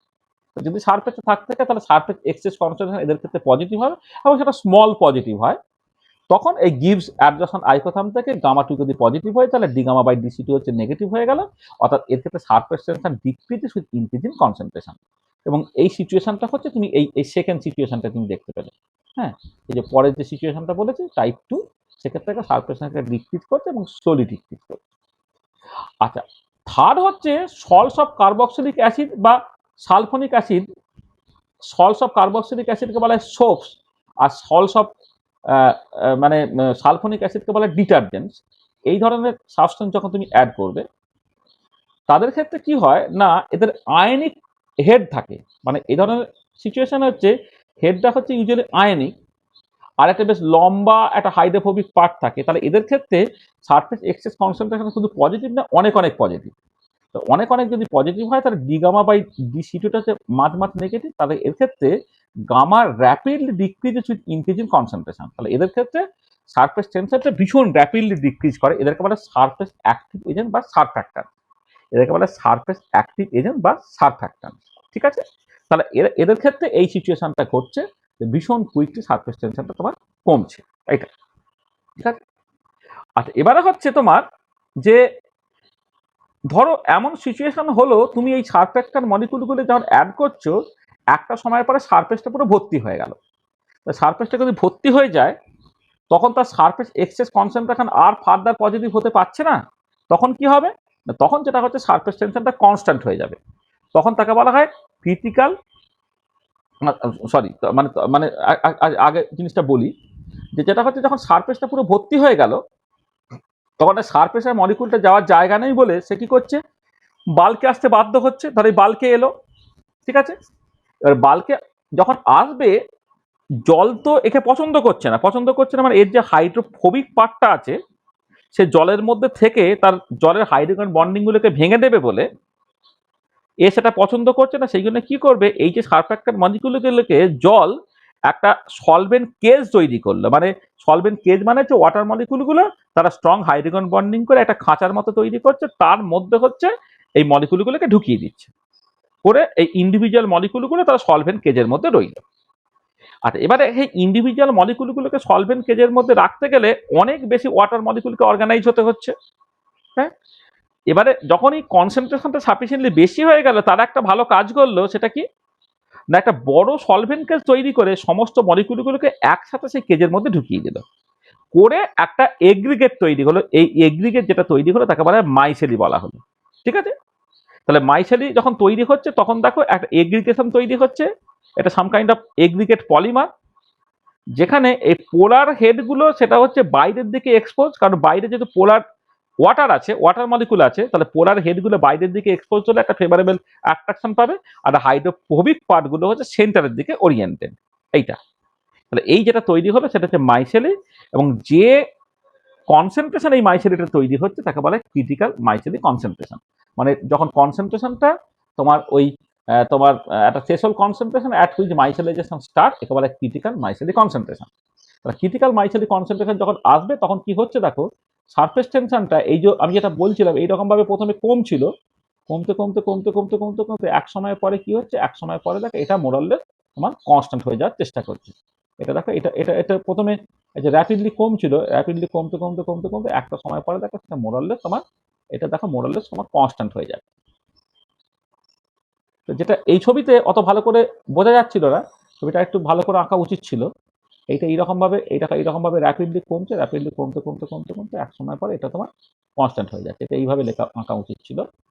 এটা র্যাপিডলি কমছিল, র্যাপিডলি কমতে কমতে কমতে কমতে একটা সময় পরে এটা মোরাললেস কনস্ট্যান্ট হয়ে যাওয়ার চেষ্টা করছে। আর যখন কনস্ট্যান্ট হয়ে যাওয়ার চেষ্টা করছে সেই যে কনসেন্ট্রেশনটা সেটা হচ্ছে ক্রিটিক্যাল মাইসেলি কনসেন্ট্রেশন। তার মানে কনসেন্ট্রেশনটা সাফিসিয়েন্টলি বেশি হয়ে গেলে সারফ্যাক্টর মলিকুল কিন্তু দিনের শেষে তোমার মাইসেলি তৈরি করে। ঠিক আছে, তাহলে মাইসেলাইজেশন এই প্রসেসটা কিন্তু এন্ট্রপিক্যালি ফেভারেবল, এনার্জেটিক্যালি আনফেভারেবল। কেন এন্ট্রপিক্যালি ফেভারেবল? দেখো অ্যাপারেন্টলি মনে হতে পারে যে ইন্ডিভিজুয়াল মলিকুলগুলো এগ্রিগেট তৈরি করছে, তার মানে তো অর্ডার হচ্ছে, অর্ডার হলে তো তোমার এন্ট্রপিটা কমে যাওয়ার কথা, কিন্তু অ্যাকচুয়ালি এন্ট্রপিটা বাড়ছে। আর এক্ষেত্রে সলিউটের এন্ট্রপি কমলো বটে, কিন্তু সলভেন্ট দেখো আগে এই ইন্ডিভিজুয়াল মলিকুলগুলোকে ট্র্যাপ করতে যত বেশি ওয়াটার মলিকুলগুলোকে তোমাকে অর্গানাইজ হতে হয়েছিল, এখন যখন একটা সলভেন্ট কেজের মধ্যে সমস্ত মলিকিউলগুলোকে তুমি ঢুকিয়ে দেবে তখন অনেক সলভেন্ট মলিকিউল ফ্রি হয়ে যাবে। অনেক মলিকিউল সলভেন্ট মলিকিউল যদি ফ্রি হয়ে যায় তাহলে কি হবে, তাহলে তার মতো করে তোমার সলভেন্টের এন্ট্রপিটা বেড়ে যাবে। মানে সলিউটের এন্ট্রপি কমলো বটে, কিন্তু সলভেন্টের এন্ট্রপিটা বেড়ে যাচ্ছে বলে ওভারঅল প্রসেসটা কিন্তু এন্ট্রপিক্যালি ফেভারেবল হচ্ছে। This is very very important, this is entropically favourable. মানে এখানে যেটা কথা এক লাইন একটু লিখে নিই যে এন্ট্রপি অফ সলিউট ডিক্রিজ করছে, decreases, but entropy of solvent যেটা সেটা ইনক্রিজ করছে। মানে এই সলভেন্ট কেস তৈরি করতে গেলে ওয়াটার মলিকুলগুলোকে তোমার অর্গানাইজ হতে হচ্ছে। তাহলে ওয়াটার মলিকুলগুলো এই একটা ইন্ডিভিজুয়াল মলিকুলগুলোকে ট্র্যাপ করতে গেলে যত বেশি ওয়াটার মলিকুলকে অর্গানাইজ হতে হয়, এখন সলভেন্ট কেস তৈরি করলে তোমার অনেক ওয়াটার মলিকুল ফ্রি হয়ে গেল। মানে ধরো 3 জন আছে, 3 জনে হয়তো 3টে ওয়াটার মলিকুলকে আটকাতে হয়তো তোমার 3টে সারফ্যাক্টর মলিকুলকে ট্র্যাপ করতে 30টা ওয়াটার মলিকুলকে অর্গানাইজ হতে হচ্ছিল।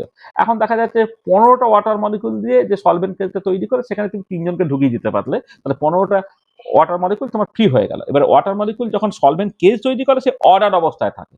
এবার যখন ফ্রি হয়ে গেল তাহলে সলভেন্টের এন্ট্রপিটা বাড়লো বলে ওভারঅল প্রসেসটা কিন্তু এন্ট্রপিক্যালি ফেভারেবল, অর্থাৎ ডেল্টা এস টা গ্রেটার দ্যান 0। আর সলভেন্ট কেজে যে ওয়াটার মলিকুলকে ইনভলভ থাকে তার ক্ষেত্রে একটা স্ট্রং হাইড্রোজেন বন্ডিং হয়, হ্যাঁ। আর নর্মাল ওয়াটারে হাইড্রোজেন বন্ডিং কিন্তু তার তুলনায় উইক। তাহলে এবারে যখন তোমার মাইসেলাইজেশনটা হচ্ছে বা মাইসেলেটটা তৈরি হচ্ছে তখন কি হচ্ছে, ওই সলভেন্ট কেজ থেকে ওয়াটার মলিকুলগুলো ফ্রি হয়ে গেল বলে তোমার স্ট্রং হাইড্রোজেন বন্ডিংটা নর্মাল হাইড্রোজেন বন্ডিংয়ে কনভার্টেড হচ্ছে, সেটা এনার্জেটিক্যালি আনফেভারেবল। সেটাই লেখা হচ্ছে পিসিটা এনার্জেটিক্যালি আনফেভারেবল, মানে ডেল্টা এইচটা গ্রেটার দ্যান 0 হচ্ছে।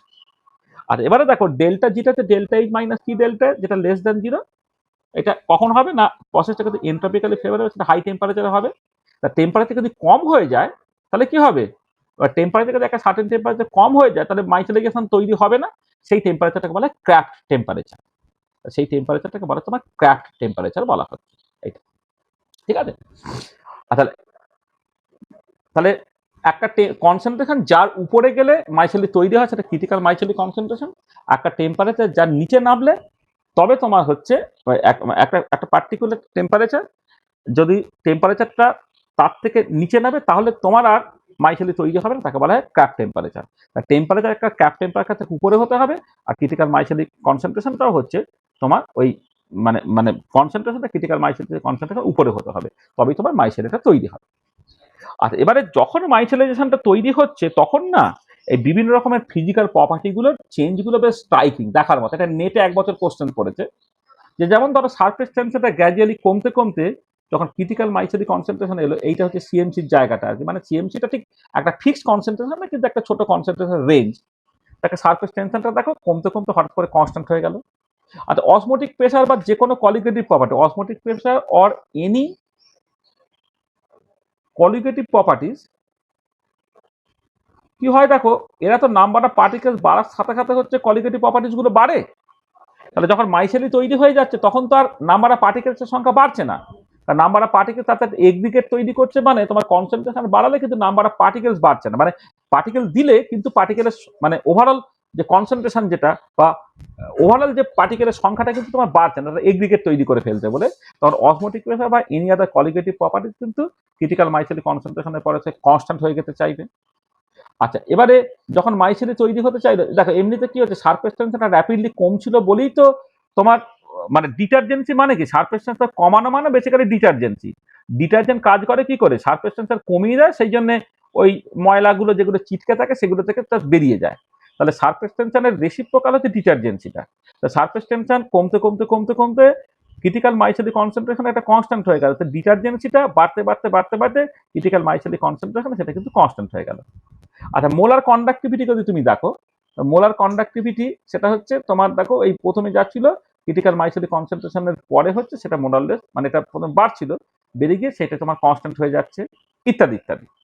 মানে তাহলে আমি জাস্ট কতগুলো প্রপার্টি তোমায় বললাম, যেখানে দেখো ওই বিভিন্ন রকমের যে ফিজিক্যাল প্রপার্টিগুলো তোমার মাইসেলাইজেশনের সময় হচ্ছে কিরকম ভাবে চেঞ্জ হচ্ছে। তার মধ্যে সারফেস টেনশন থাকবে, ডিটারজেন্সি থাকবে, মোলার কন্ডাক্টিভিটি থাকবে, এটা হচ্ছে মোলার কন্ডাক্টিভিটি, মানে এমনি উপরটা হচ্ছে কন্ডাক্টিভিটি বা স্পেসিফিক কন্ডাক্টিভিটি, এটা হচ্ছে মোলার কন্ডাক্টিভিটি। মোলার কন্ডাক্টিভিটি কি হয়, কনসেন্ট্রেশন বাড়লে তোমার কমতে থাকে, এবার ক্রিটিক্যাল মাস যদি কনসেন্ট্রেশনের পরে হচ্ছে এটা র্যাপিডলি কমতে থাকছে আর কি। এটা আর নর্মাল কন্ডাক্টিভিটিটা যা তোমার এমনিতে কনসেন্ট্রেশন বাড়ার সাথে সাথে বাড়তে থাকে, যখন তোমার হয়ে যাবে তোমার সিএমসির পরে হচ্ছে ওটা মোরাললেস তোমার কনস্ট্যান্ট হয়ে যাচ্ছে, এগুলো আর কি। তাহলে এই যে ফিজিক্যাল প্রপার্টির চেঞ্জগুলো তুমি এখানে দেখতে পাচ্ছ। ঠিক আছে? তাহলে এই যে জায়গাটা হচ্ছে এই তিনটে ক্লাস তোমার অ্যাডিশনাল দরকার সারফেস টেনশন রিলেটেড, কারণ সিলেবাসের মধ্যে দেখো ওই effect of concentration of সলিউটস on surface tension আছে।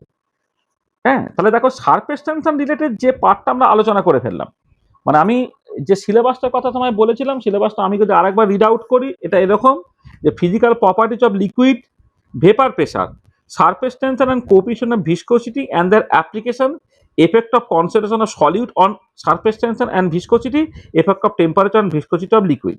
তাহলে ভিসকোসিটি রিলেটেড পার্টটা বাদ দিয়ে সারফেস টেনশন রিলেটেড এবং তার আগে যে জেনারেল প্রপার্টিজ অফ লিকুইড এবং ভেপার প্রেসার রিলেটেড পার্টটা আমরা বলে ফেললাম, আর নেক্সট দিনে আমরা ভিসকোসিটি পার্টটাকে বলে দিতে পারবো।